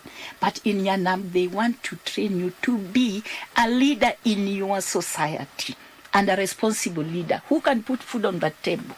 Yeah. And not necessarily offering it. Yes, and in fact, I always tell the widows in Nyanam, because I'm a widow mentor, and any widow who is not in Nyanam within our community, that we don't need sympathy. We need somebody who can advise us. who can tell us what can you do to sustain your life? What can you do to retain your children in school? What can you do to put food on the table? What can you do so that your voice can be heard? But you don't sympathize and come and give us handouts. Then tomorrow, what will I eat? Yes. You did. Widows don't need sympathy. We don't need sympathy. They need We support. need empathy. Exactly. Empathy, right? Yes. Nicodemus, yes. I'm really interested because widowed cuts across. It's not just the women alone. Even men, they also, when their spouses pass on, they're also left with this responsibility to bring up the rest of the family on their own. Why do you just deal with women and not men? Yeah, thank you so much. We have been asking those questions again and again, and I myself I tried moving from Kisumu to Siaya just to get men who are coming together as widowers, and they are not there. They are not there. You will, like, for us, we don't work with the individual widows. We work with group. And I was looking for a group like this is a group of men who are widowers, and they are not there. So this is our 7th year operating as Nyanam International Widows Rising, and we've only heard of one group from Central Kenya. Of widowers, like one group. We've only heard of that one group. So we were just looking around. Now the thing is, here, this is part of the social construction that is not really healthy, because you lose your husband today, the community will be looking into you and putting a lot of restrictions in your life. And you will be watched, the church will be watching you, the community will be watching you, the in-laws will be watching you. But now for men, they lose their wives, and even during the burial day, that very day, you will hear the in-laws saying, "We will bring our daughter to take care of the children," and that is giving you another wife. And for widows, they are not allowed. For the ladies, they are not allowed to think around that. The church is saying another thing, and the culture is also saying another thing, with a lot of restrictions. So the cultural aspects are not very fair to the widows. Not fair at all. Not fair at all. Because number one, widows are not given, even if the culture is allowing them to maybe get somebody again in their life as husband, they are not allowed to freely choose who is coming in their life. It's like you are given somebody to take care of you, and they believe like you lose your husband, then you are not clean. You should go through some processes, the cleansing. And I don't see how they are not clean. I don't see the chemistry around that, and the reasoning around that is not clear. And so the culture is giving a lot of restrictions. You cannot do this until you get an inheritor, and they are not really taking care of how you get the inheritor, not actually what you want. But for men, they have a lot of sympathy. Like you lose your wife, and then you have a lot of sympathy. Nobody will touch anything that belongs to you or to your wife. Nobody will cross your line. People will just be coming and embracing you and seeing that you should be supported, which is not the other side. Right. Yeah. Helen. Yes. Nicodemus has mentioned that as an organization, as the Nyanam Widows Rising organization, they handle groups, they deal with groups of widows and not individuals. You'll tell me if you have a specific group that actually, through which you advocate for your affairs, and how this group has been important to you. But again, there's this issue of stigma. You've heard mentioned that the widowers are more as somewhat favored by the cultural dispensation in the society. So, in that group, how have you handled stigma? Handle the stigma in my group. Okay. First, for us to form a group, first we have to come together as widows, only widows, and then we share our experiences. When we share our experiences, what we have gone through, this is whereby, when you have a group of widows, you are all free to tell a story. because you passed through that. And I always tell them that, tell us the story that what you passed through in widowhood. And we believe that it's a conducive area because each and every person had lost a husband. So the first thing is sharing the story, whereby now you will listen to each and everyone's story. One also will listen to your story, and this person will be like, oh, if Helen has passed through this, then I can also manage it. You know, stigma also lower our esteem. So first we want to find out what can we do to about the stigma that widows go through. So that is where now we come up with, after the stories, then we come up with the ideas on how we can sustain ourselves, because most of them believe that we are people who cannot sustain themselves. So when we come up with the ideas on how we can sustain ourselves, then that stigma, again, now we are lowering the stigma. 2, we do table banking. Yeah. So when we do table banking, even if we start like in my group, and when I started, we started with only 100 shillings per person, but we meet weekly. So this 100 shillings, and we are 24 members. Every week we save 2,400. At the end of the year, I'm telling you, our table banking, we were, at the end of 2 years, we were able to share out almost 500,000. That's almost 500,000. Yeah. So from there, you know, the stigma is now, we are lowering the stigma. And it's like now we are very important in the community because we can sustain ourselves. So that's most of the things we do. Again, it's love between ourselves. You know, when we love ourselves, we will not be listening to those funny stories and insults. You know, widows are called prostitutes. I always tell people that widows, being a widow is like a dustbin. You know, everybody That's can. a big word. Yes, and a big word, and it's so hurting. Yeah, we are just like dustbin. People come and throw. Even somebody that you look at in the community who is not supposed to talk about you will just come and say anything. We are not even allowed to greet you. Your wife will really insult us. Maybe I'm even better off than her, but because she has a husband, she can say anything about it. That's the reality in the society today? Yes, it is. It is. Just what Reverend mentioned. Like now you are forced to get inheritance by your in-laws from the family member. And because you're so desperate, and we are also human beings. Remember, once we were a wife, we were having our husband, we could share a lot of things. Yeah, but now that person is not there, and especially at the age of, we have widows of age of 18 to 50, we still need somebody. So, okay, you are forced, and then you are forced, that love has come. The next thing, you will be seen in a community as cursed, and somebody who is a husband snatcher. They will talk about you, and I always tell them, somebody's husband is not your husband. As much as he's there for you, we only need just some comfort, just a shoulder to lean on, but we don't need from their support so much because they don't support. Yeah. Now, what do you propose to be as an elimination to that stigma?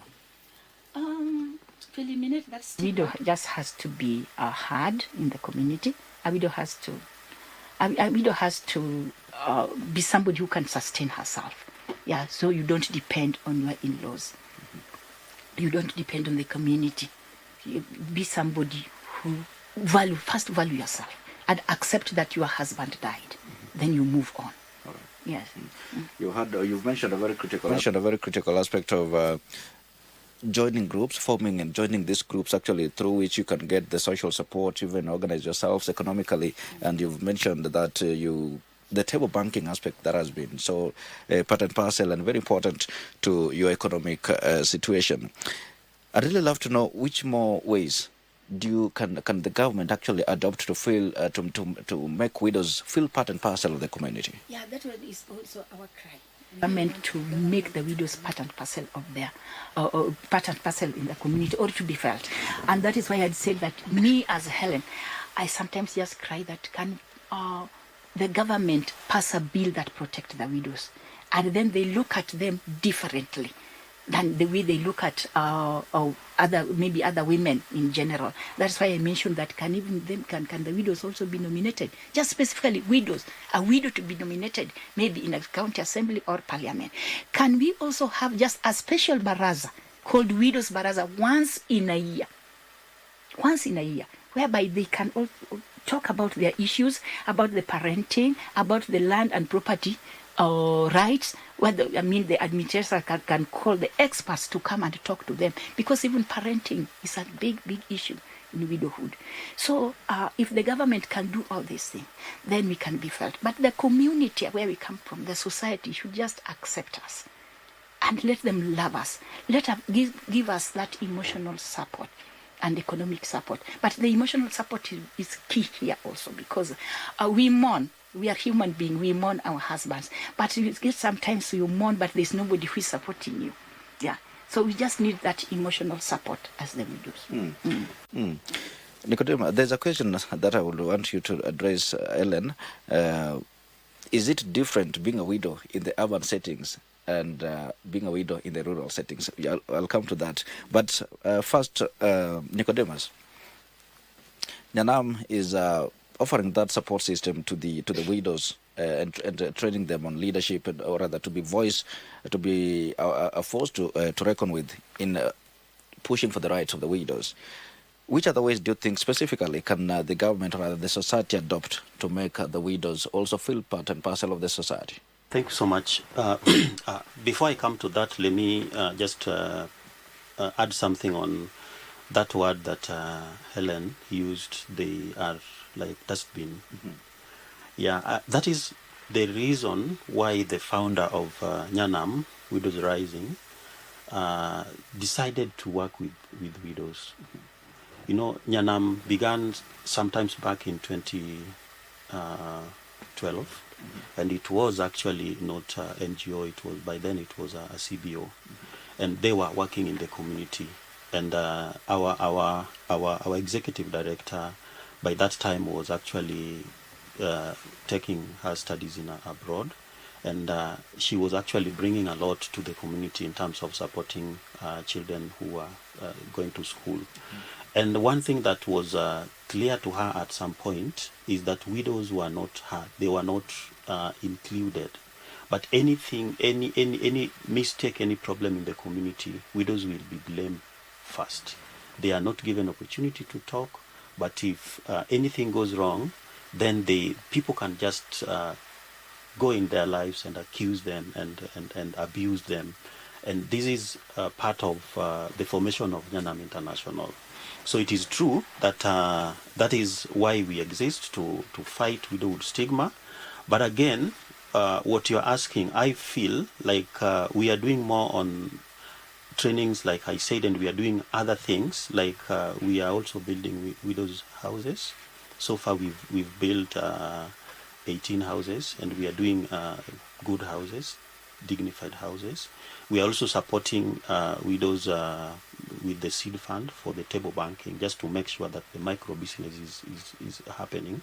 We are also supporting them with the succession, like we support them with the fee, and also we give the support in somebody who can lead them in the process. We train them, and then we give somebody who can also support them in the process, and we pay for all that. Very well. Yes.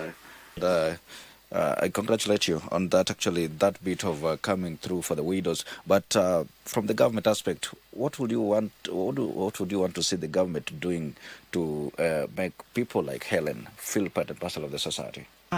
Actually, that is where I was heading to. Number one, from my end and from what we are seeing, if the government will consider widows when it comes to succession, because when it comes to succession, you know, the government is there, the chiefs are there, the Sun Chiefs are there, the introductory letter from them, which is actually free, and some of our chiefs are really doing great, like Chief Paul. They are doing it without asking any money from the widows. But some other chiefs are not doing that. They are asking money, and widows are not able to raise this money. So if the government can single out through the local administration how they can support widows when it comes to inheriting what belongs to them, what belongs to their husband, that will be a great thing to me. But again, there are other funds the government is giving women, and if there will be a specific fund for widows, then that will be great. That way the government will support widows, because just you heard from Ellen, if they will be economically stable, then they will have a voice. They will not look for men to maybe somebody else, like along the lake line, you had something, sex for fish. Sure. They will not look for men around or like practice something which is not good to them just to get a sugar. If we can empower them economically, and then we see that emotionally they are also empowered, and they are given space to show their self-worth. You know, the government has so many ways, but now from my end right now, if the government will set aside funds for widows, I know there are funds for women. If they can go beyond that and think of widows, and have a specific fund directed to support widows, that will be great. Right. Yes, because it all boils down to the economic capability of widows. Yes. I'd really love to know. I'll come to you later, even as we head towards the end of this conversation. I know tomorrow the world will be marking the International Day for the Widows, and Nyanam organization has lined up quite a number of activities. That is in Ababo, should be in Kisumu West still. Yes. All right. You'll tell us just briefly about that. But Helen, I wanted to know, widowed in the urban settings and rural, the difference. The difference is not much because all of them are widows. They are all the women who have lost their spouses. But we always say that they have that freedom to choose who they want to be with, and especially when it comes to inheritance. But it's not permanent. When it comes to the rural area, you are forced to choose. It's not you to choose who you want, but you are forced simply because now you have to finish some of the cultural rights that within that family. Then too, in urban, most of the widows in urban may be economically, you can say economically maybe they are a bit stable, but while in the rural area it's not very easy because of what they go through. And especially in rural area you cannot make decision for yourself. People are there to look after you, and they make even wrong decisions and they force you to. But in urban area, they make their own decision because their families are not around them. Yeah. So those are the different. But they are, what makes them all of them are widows. Yeah. All right. Just hold in there, Nicodemus. Yes. What are these activities that you'll be holding tomorrow? Because I know there's a graduation of some 196. That's a big number that will be graduating after following a 3-year training. Just apart from that, what other activities are set to be rather lined up for tomorrow? Sorry, let me put in another thing here. Like the experience we have, widows in the urban area and widows in the rural areas, nobody want to identify with widowhood. So the rural widows, they are forced, and they don't have otherwise. And you come to urban, widows don't want to say we are widows. That is the truth. And they rather go with the name single mother, but not a widow, because widowhood comes with a lot of stigma, a lot of isolation, and a lot of people just perceive you like they despise you. So that is what we've seen. That is what we've seen of late. But now, tomorrow, Tuesday, 23rd June 2026, we will be celebrating International Widows Day. This is just a day we put aside, a very special day to recognize our widows and to show them love.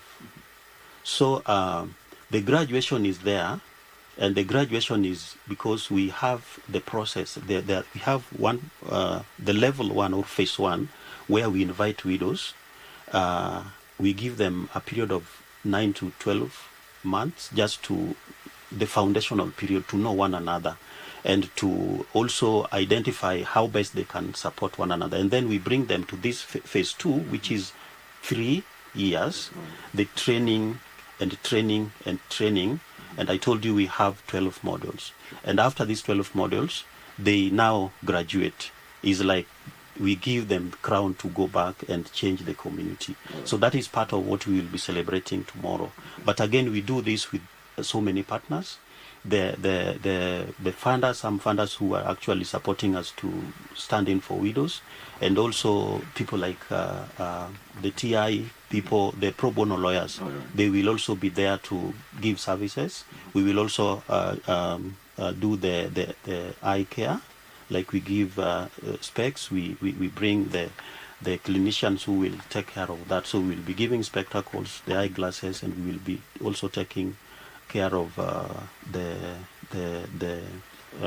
pro bono lawyers will be taking care of the legal part in terms of succession. In terms of succession and all of that. Right. Yes. Before I give you a minute each to give us your closing remarks, I'd really love to know, Nicodemus, how can people become part of this family? Because widows need the support systems. Just under 30 seconds, tell us, how can people become members of Nyanam Widows Rising? As I mentioned earlier, we don't work with individual widows. We work with widows in groups. And right now, we are not really forming groups as Nyanam. Widows themselves are bringing themselves together, forming a group, and then they reach out to us. And then we do the introduction with them, and then they know who we are, and then they choose to work with us. Reaching out, how do they get to you?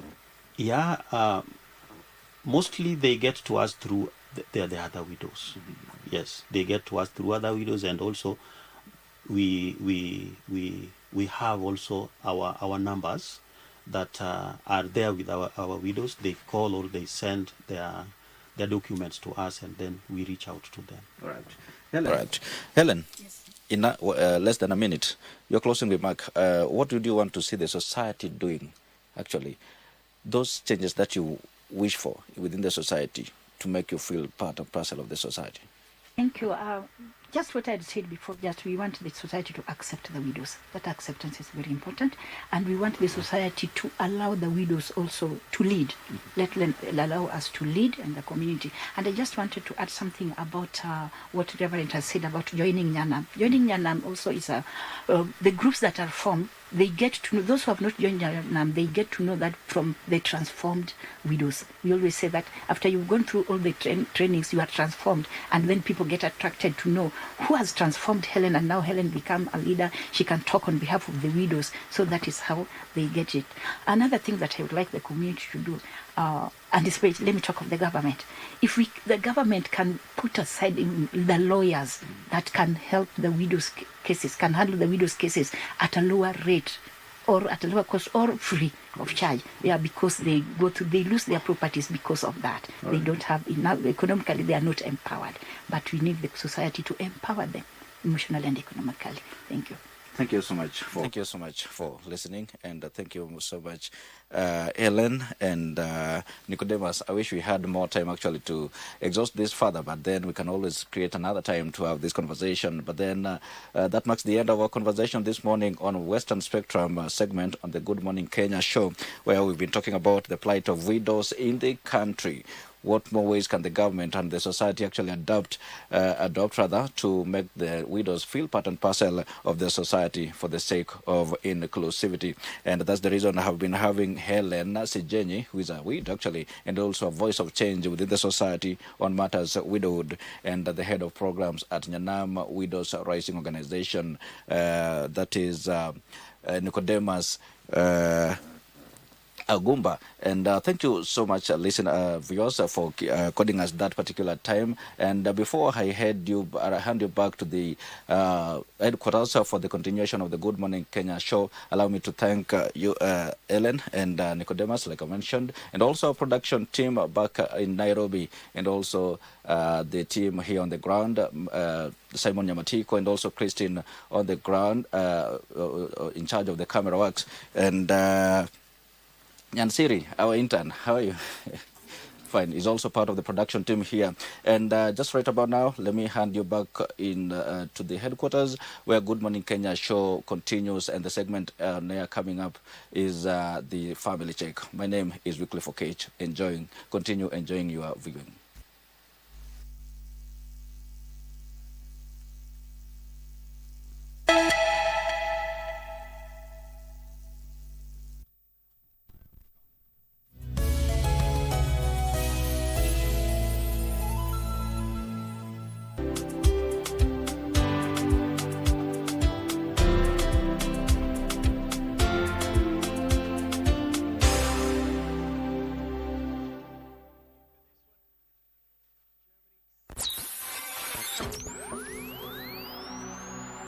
Pindi tunapowasha vifaa vyetu, tunapata fursa ya kutangamana na wasikilizaji wetu. Karibu sana thĩinĩ wa tabarĩra ya Rwiga. Tunapeperusha utangazaji uliobobea katika habari, nĩ ũndũ wa macio na mangĩ maingĩ, burudani, haha nĩ harĩa tũkoragwo tũkĩigua nyĩmbo mwaki nyĩmbo hota, na hamasisho la kiroho. Usiachwe nyuma. Jiunge nasi kwa safari ya kufana katika 99.5 FM. Soro FM.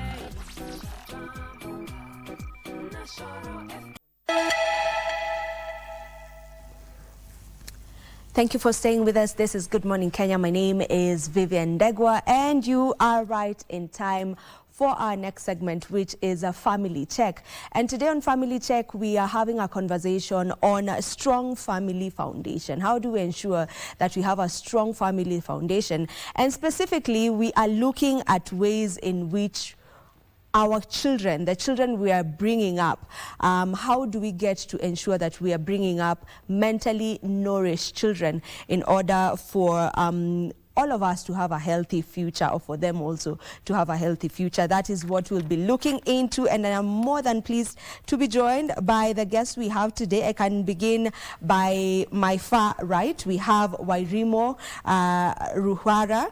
And Wairimo is a communication and personal development coach and is also the co-founder of Sprout Life Skills. Welcome to the show, Wairimo. Thank you so much, Vivian. All right. Very pleased to be here.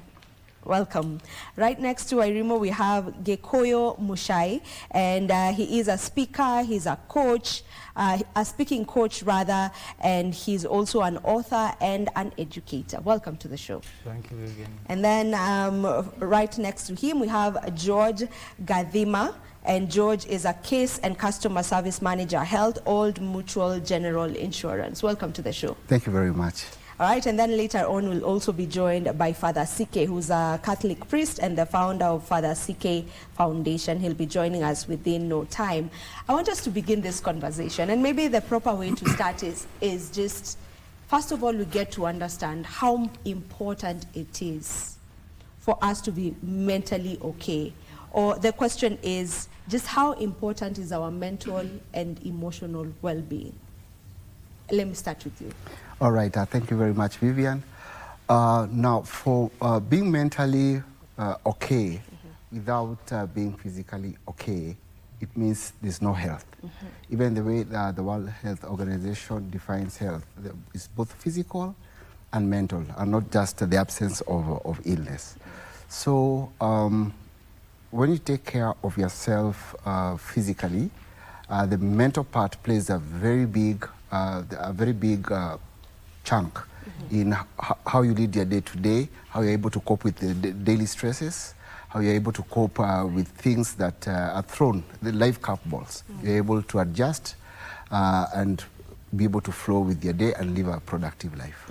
Yes. Very well put. When you talk about a strong family foundation, just roughly, you know, just generally, how does that look like for you?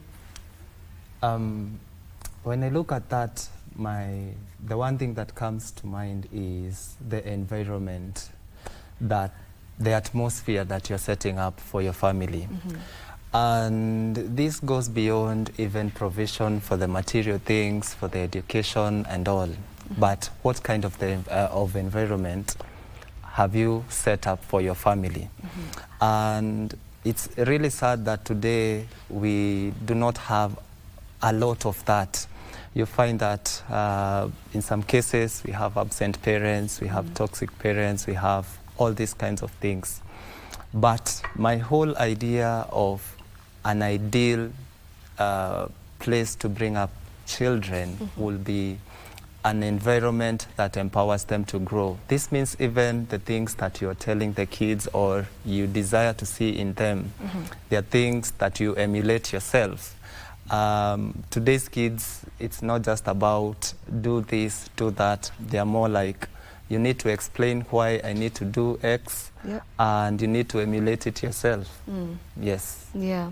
And you know, there's a conversation I was having with a fellow colleague earlier on, and they were trying to say that, you know, with the world we're living in right now and the way we've allowed children to be more vocal, because nowadays children are more vocal, you know, and she was saying back in the day for her, she knew in the house a child is to be seen and not to be heard.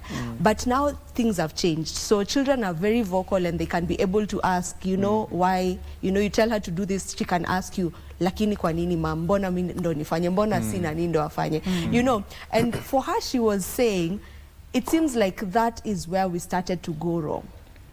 What is your thought on that? Well, okay, looking back, as Vivian, you have shared this, we had a different way of how we were raised. And I want to believe it is because that is also how our parents were raised. And so that is what they knew. So come to this generation, we are talking of Gen Z, we are talking about the alpha kids. We have not really found a way where we can connect with these children, because number one, they have a lot of exposure on cultures that we were never exposed to earlier on as we were growing. So they want to imitate what they are seeing because it looks this is good. And because we left them empty, we didn't, the foundation that we are bringing up, or we are bringing them up on, we didn't instill those values or those skills. So that gap has brought that challenge where a child, before they can do even an instruction that you have given them, they have to ask why. You have to explain. And then on the issue of being expressive, I think that's very positive, because then we were not allowed to talk back to an adult or even to speak. But you see, that bottled a lot of pressure on children or on ourselves, and we have seen even that affecting us currently. Look at the number of adults suffering from depression and stress.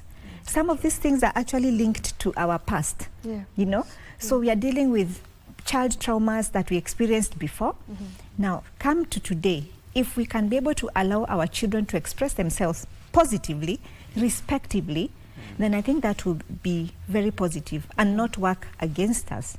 Because an expressive child will be able to share what they are going through than the one that will bottle up problems. And that is where also some of our problems are coming from, because the pressure has been bottled for so long. And something that's bottled for so long, pumped for so long, it will need to find a vent to burst out. So once it bursts out eventually, we are dealing with trouble. But of course, there is always hope. So from what you're saying, it's good that nowadays, you know, or the children nowadays can be able to just express themselves Very and important. be more vocal. Oh yes, it is. Respectively, and with, of course, boundaries. Like if I'm talking to my parent, or if my child is talking to me, I will expect respect. They just don't use any tone. There is a tone they will use for me as a parent, their colleagues or their peers, and a teacher, you know, an adult. There should be a difference. But then what we have missed out is instilling these values in them, and even these skills of communicating. So that is where the challenge is coming from. All right. George, I want us to look at the male perspective in all of this. You know, when we look at, you know, years back and how maybe fathers used to parent, it was military style. It was my way or the highway. You know, whatever the father says in that house goes, you know. So how different is it now? And are we in the proper direction when we talk about men just leading the homes? Thank you for that. And you see, a father figure gives direction. And without direction, then what happens is that things do fall along the way. As we grew up in our age, it was very dictatorial or authoritarian. But now, with at that time, probably we didn't even have a lot of ways to get information. There was KBC maybe only when I was very young. But today, we have a lot of channels where children can get information. So as we bring up our children today, then the communication has to be open, but of course, like she mentioned, with boundaries. So Like I remember there could be some hairstyles maybe at that time you could not do. The father will tell you, go back and cut it off. But these days, I don't ask my son about the hairstyle much. Maybe it's like what she said, now it's like we are trying to do the opposite of what was being done, but let's have limits of what is acceptable. Because we also now want to give our children freedom, which comes with responsibility. Yeah, because freedom without responsibility, then it becomes now a bit chaotic. Correct. So the man of today, I think, is even in a better place because we saw when there was no a lot of information, but now we are in the information age. So my kid could be even knowing more things than I do. Yeah, they do. They actually do. Yeah. So we have to be cautious, but of course there's the foundations of love and discipline. And it's genuine love and genuine discipline. And despite some things like what you mentioned, type of parents, they're toxic parents and all that, being able to be strong enough, not weak, strong enough to be able even to seek therapy so that you can be able to, if there's any issue, talk it out so that now you're able now to project or to reflect good things to your children. Yeah. Yes. And also still on the same maybe, where do we draw the line between parents who are friends with their children and bringing in discipline at the same time? Where do we draw the line? Because sometimes it's a thin line. Sometimes we're too friendly that we forget that, you are supposed to nurture this child into becoming, the person that they're supposed to be. Yeah, and I like you say that because currently the parent of today, we are told we give our kids everything they want. I want this, get. I want this, get. But as you raise up the child, they should be able to know that some people, there's a time which can reach and you lack. Then how do you live with that? And that's why you'll see maybe some people are not able to cope. Once now they're a bit bigger, they're not able to cope maybe with things like rejection in a relationship. So you find they're attempting suicide or dying by suicide, maybe coping with substances, coping with illegal substances or maybe prescription medicine and things like that. So at the back of your mind, the thin line, because you need to be friends with your child, but they are not your friend because you need to parent them. So there's a point which we'll reach and you have to stop being the friend. Correct. And you become now a parent. Yes. Because I'd rather you be a parent that will bring up this child to be a responsible, good adult, rather than being a friend and just let them be. Laissez-faire, just work or two, you see. So I personally love a relationship where I can be able to do things, joke with my children, but when there's something that needs them to be reprimanded, I'll do it without a second thought. Yes. Well, Rimo, I want to throw it to you, and I'll come to you, Mushai. With what he's just said, does age have anything to do with it? And by age, I mean for the young ones. Is there a particular age where maybe now you can be a friend? Does age have anything to do with it? I believe, yes, it does. Because when you are bringing up a child, let's say from a toddler to that about age 5, this is a child who needs to be directed, instructed. This is a child who needs guidance, and they're depending on you for everything. Then when it comes to from age 6 to about 10 years, this child is already aware of themselves, they're aware of the surroundings, they just are able to identify and know things. And so in terms of, let's say, for example, discipline, it doesn't start when we are at 5 years, no. It starts as soon as this child already knows a no and a yes.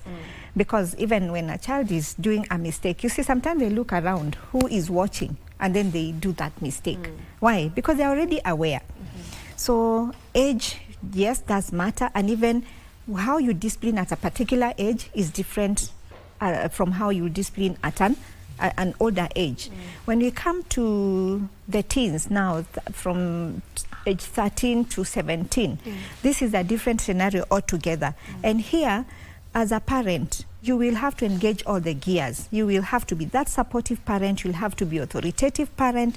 You know, you'll have to be that, nasema baba mamzazi ngangari. You know, where when it is a no, you stand at that no. And there is no discussion, there is no negotiation about that. But believe you me, it will not start at 17. No, it will have to start way back from when you realize they know what they are doing. This child is aware of, when you tell them, no, don't do that. You look at our small kids. I have a grandchild. And when they take the phone, you know, they already know how to put that phone on. They know even the password. I mean, they, you know, yes. And straight they'll go to YouTube. And you know, sometimes because you don't have locks on that phone, they will be exposed to anything. So some of the things that they will be doing at home, or the behaviors, they are copying from what they are seeing. So you as a parent, you miss out from being the role model, because you have allowed other things to come in and role model your child. So yes, age does matter when it comes to discipline, when it comes to laying the boundaries of friendship. And I would encourage every parent to be friends with their child. But remember, before you are a friend, you are a parent. So take your position as a parent, then be friends, because there will come a time at their age when they will need a friend. They will need someone to confide in when they are going through the trials and the storms of this life. So keeping that relationship with boundaries, respectful, and playing with your children is not really an issue. And it doesn't mean that you are a weak parent. I think we have some misconceptions that when you are too free with your children, they will not respect you. I don't believe in that. It is what you train them on.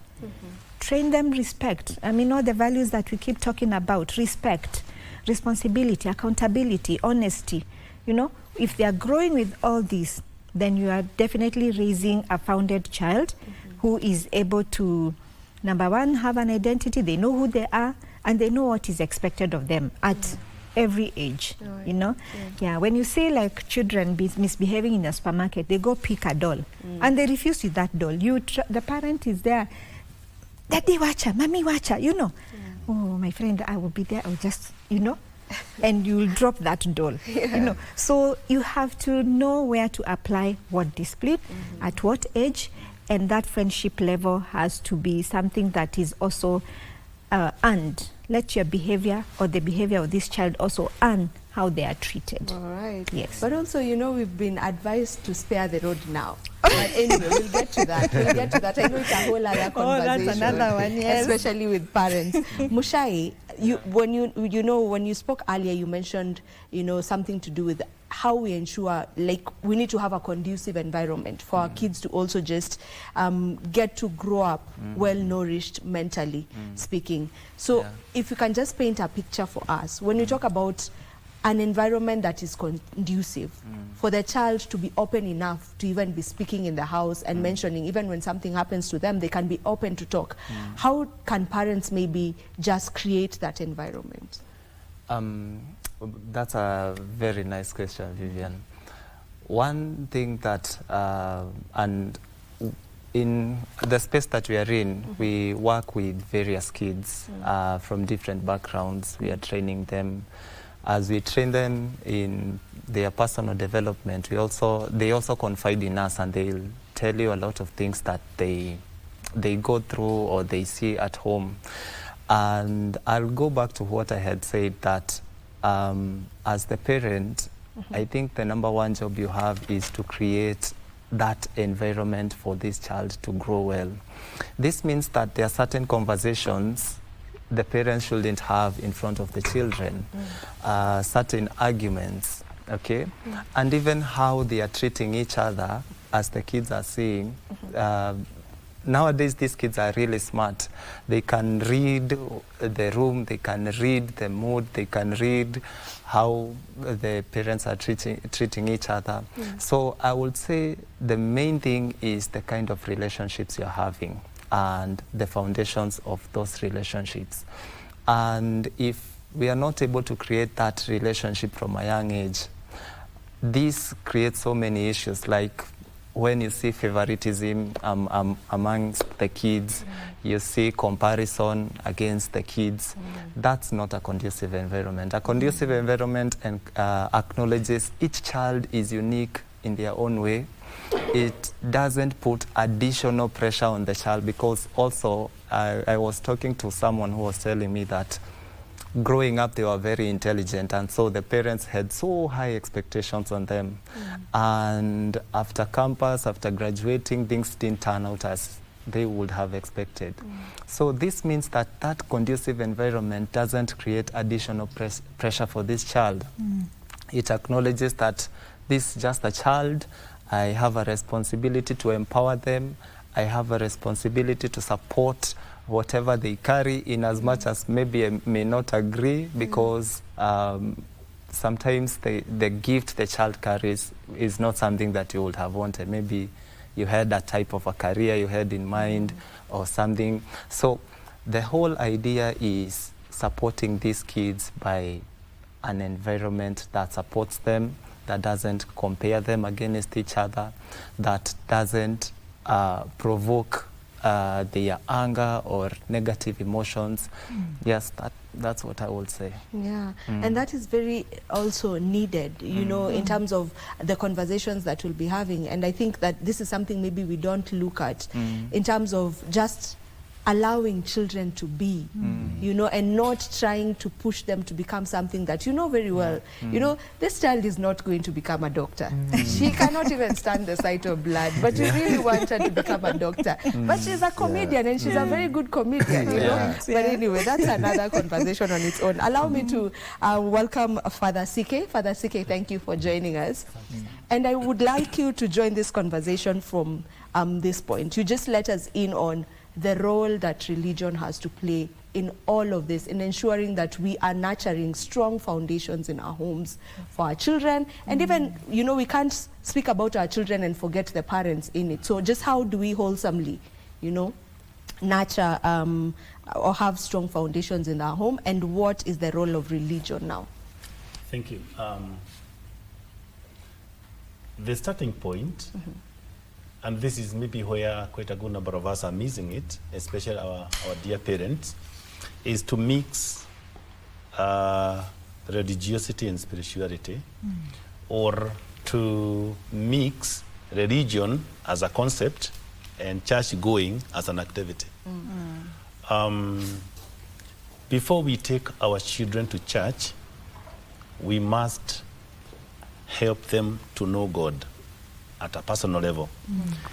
And because when they are in the formative years, they are not able to listen to what we say, at the formative level, they observe. So children observing their parents pray, the quality of their conversation. So religion does not start in church. Religion starts at home from a mother who is religiously encountered and a dad who is religiously aware, such that they will know that it's not about going to church and blame the priest called Father CK. It's about this question: how much of God have I trained my children to know? Because a mom or a dad who has not taught their children about God, they have failed from the beginning. And the problem we have is this blame game, and it is all over. Look at our politics.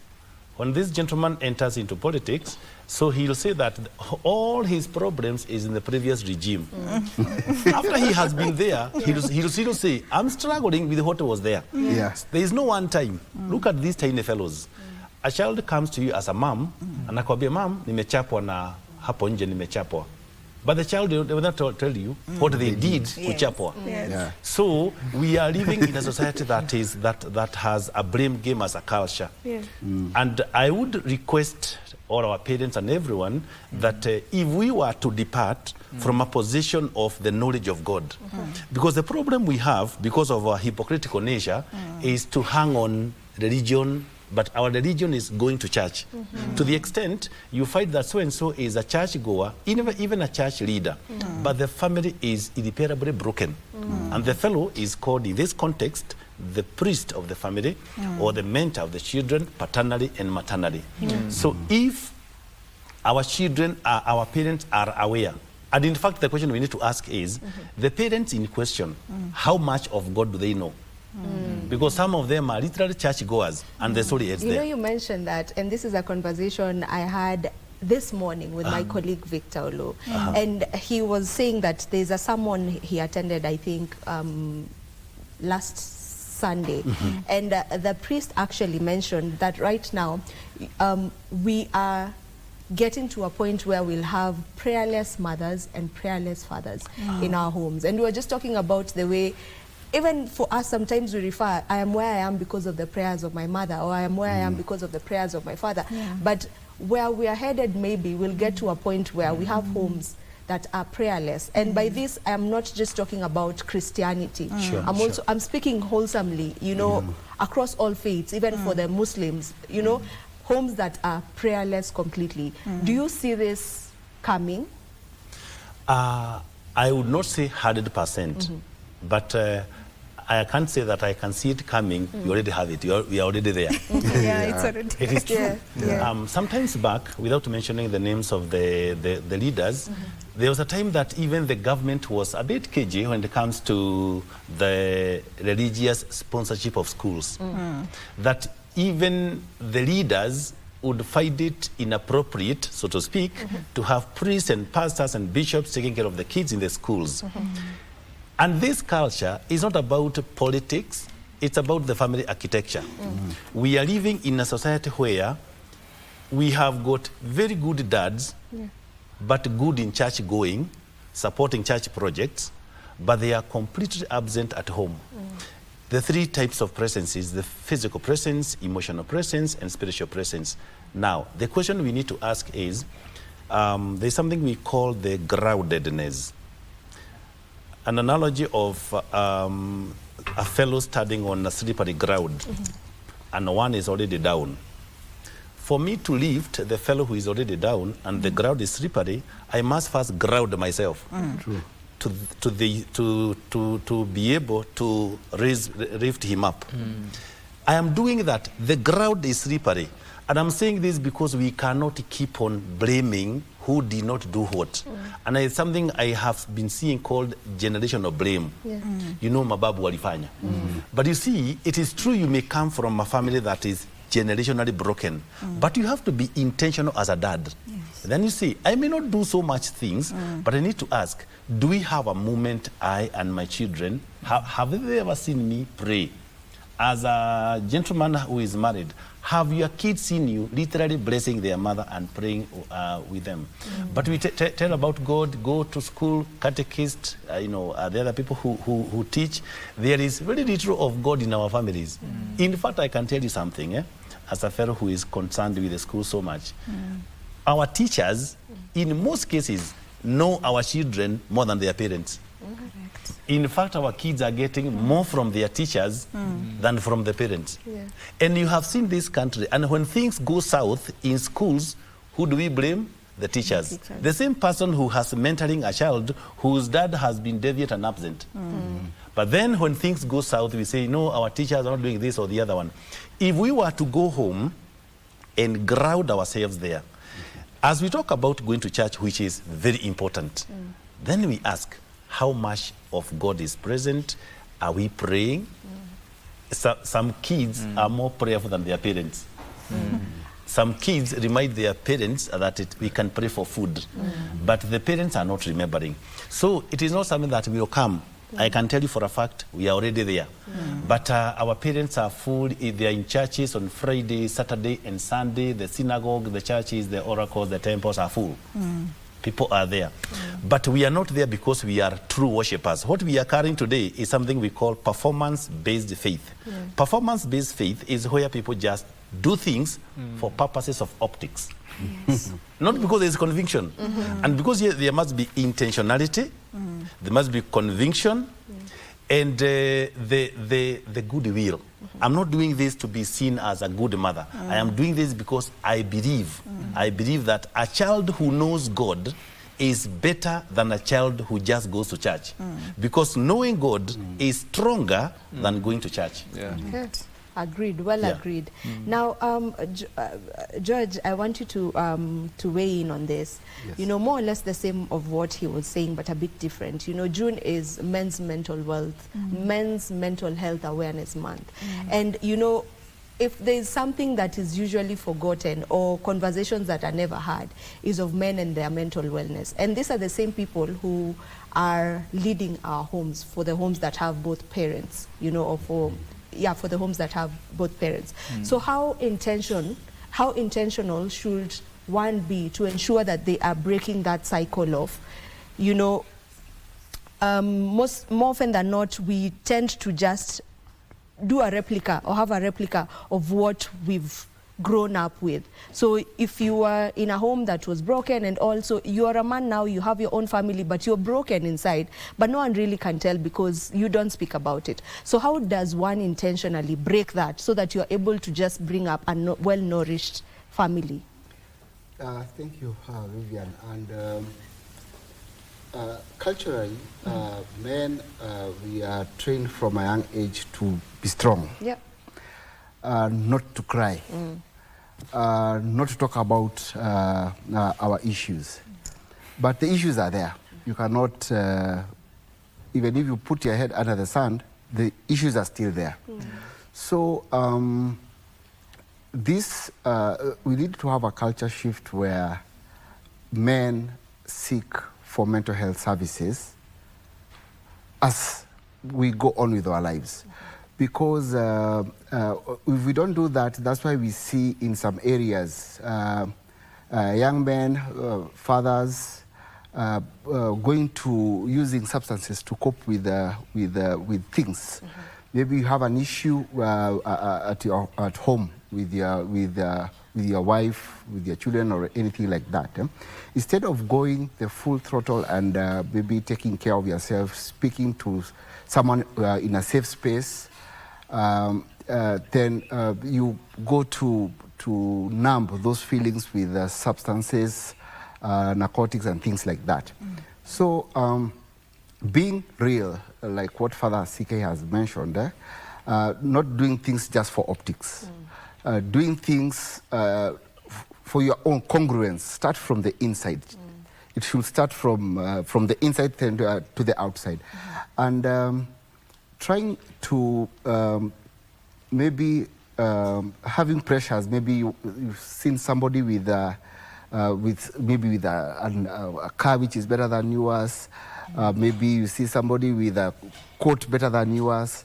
Anything. People trying to compete and maybe just showing things for the optics really weighs on a person. So for me, what I'll encourage maybe men in this mental health for men this month is to strength is not measured by the pain you can endure in silence. It's not measured by that. Rather, it's real strength and true strength lies in knowing your weaknesses and seeking for help where you need to be helped. And speaking to someone in a safe space really comes that through. And there are things like in Old Mutual, we have Thrive Mind, where it's our wellness app, and it also encompasses three pillars. There's the physical wellness, there's the financial wellness, and mental wellness. Yeah, because if you're not able to take of one, the other one will suffer. So it looks at all those things, because men, we are the providers, and it's strenuous. It's strenuous to, it's a burden. And like yesterday, I was in my church, and we were told, men, even if you're not told thank you, you continue doing what you're supposed to do. even if you're not thanked. Because, and I'm happy at least these days I'm seeing there's even men are being recognized. Kitambo, it used to be Mother's Day only. Hey, the fathers were recognized yesterday.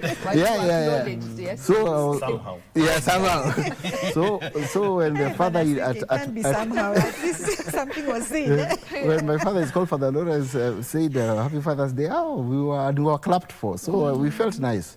So even if you're not appreciated elsewhere, at least now we are being appreciated. So when you don't take care of your mental health, what happens is that you must cope in one way or the other to numb those feelings.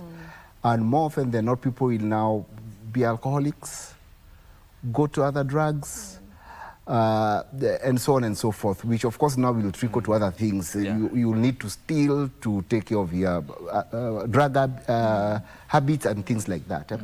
But even if you're already there, there's a way to come out. It's not all lost. There are professional counselors, there's the church, and but the most important thing is to be truthful, authentic, and congruent with yourself. Okay. Not just do things for optic. All right. I learned that we have now faith-based performance-based performance-based faith. Let's not have that.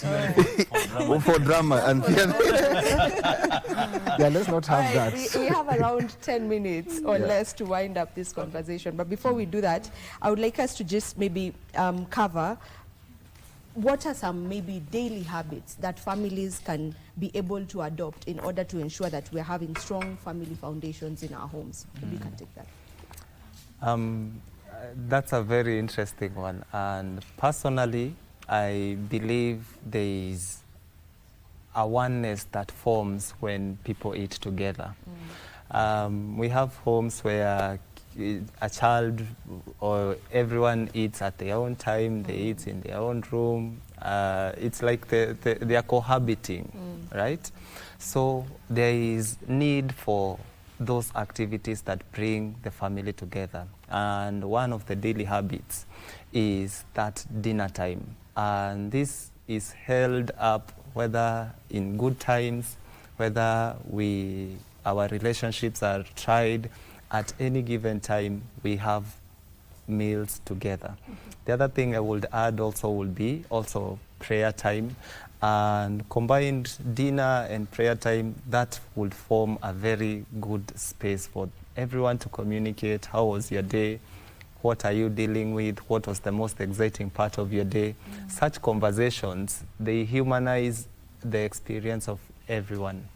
And it goes back to what I was saying, that environment that we bring up the kids in is the one thing that will define who they become. All right. Wairimo, just practical ways of ensuring that we are teaching our children resilience and also coping skills. Okay, maybe thank you for that. But just before I go into that, I saw something during the World Cup when Japan was playing, and after the game, the fans, the Japanese fans, all of them, they each had a blue paper bag and they were collecting uchafu from the stadium. Now, again, I remembered, I saw the same in 2022. Was it in Dubai? I think, yes.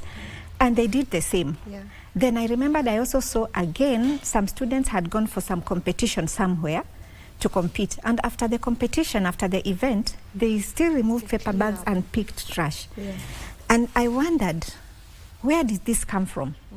Is it a show-off? Then I went into reading their culture about that oneness and collective responsibility. So this has been instilled in them from the home to school to the workplace. I was surprised to read even Toyota, where it's a Japanese company. They have instilled the same discipline. Like you must clean where you are at. And they even apportion time for cleaning the workplace. It's not the janitors, it is not the cleaners or the workers who do it. Everybody. And it does not matter your position.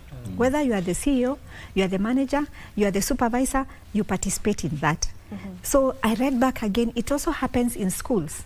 Children actually go and clean toilets. Today, Mr. George, mtoto wako ukipigiwa simu ati ameosha choo, you will go in that school like a bull to fight, you know? So back to that question, how do we bring back discipline into our families? How do we raise children that will be responsible? I would say let's bring back the values to the family level. And that, of course, must include godliness. And as Father CK clearly said, it is not about going to church.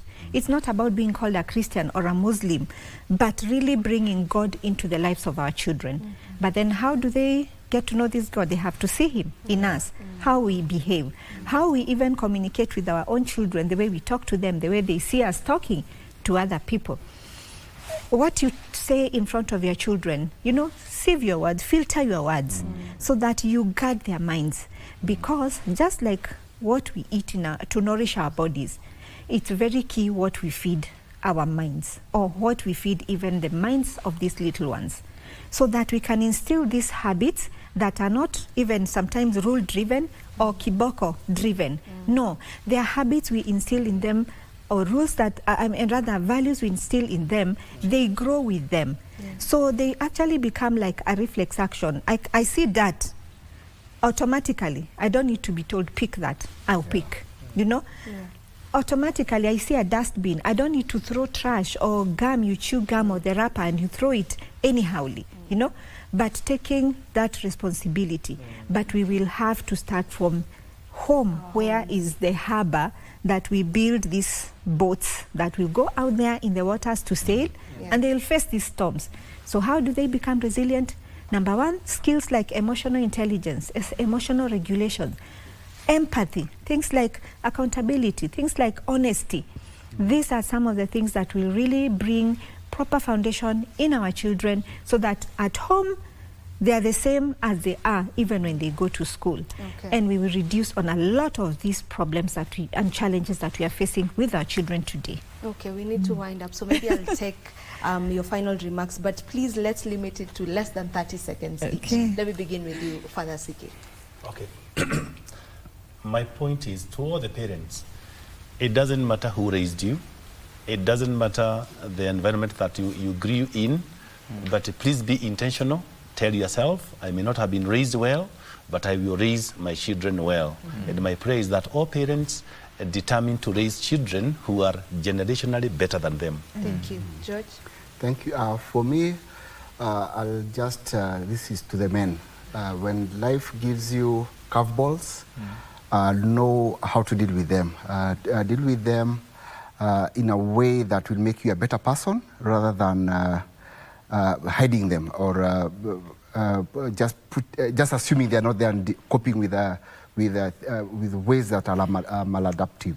So for me, I'll just encourage people to take care of their mental health. Even as men, when we are facing things in life, maybe issues to do with the divorces, issues to do with their children, and all those other things, let's ensure that we, after all is said and done, we are on a firm ground. So let's take care of our physical and mental health. Thank you, George. Mushai?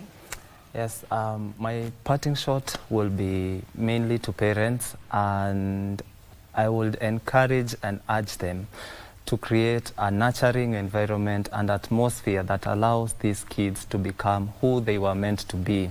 As a parent, you may not know what exactly that is, but if you give that atmosphere to your child, they'll discover it by themselves, and just continue supporting them. Thank you. Wairimu, very quickly. Okay, parenting has no manual, but that doesn't mean that you just let it go. Be intentional, have a purpose, and have a goal as you raise these children. Thank you. All right. Thank you so very much, gentlemen and lady, for your time. It was a pleasure having you grace our show this morning. And this is where we get to wrap up today's Good Morning Kenya. Thank you so very much to each and every one of you who has been with us since we began the show till this point. Remember, we do this each and every weekday from Monday to Thursday. So I'll see you tomorrow, God willing, same time and place. Do enjoy the rest of your viewing. Goodbye.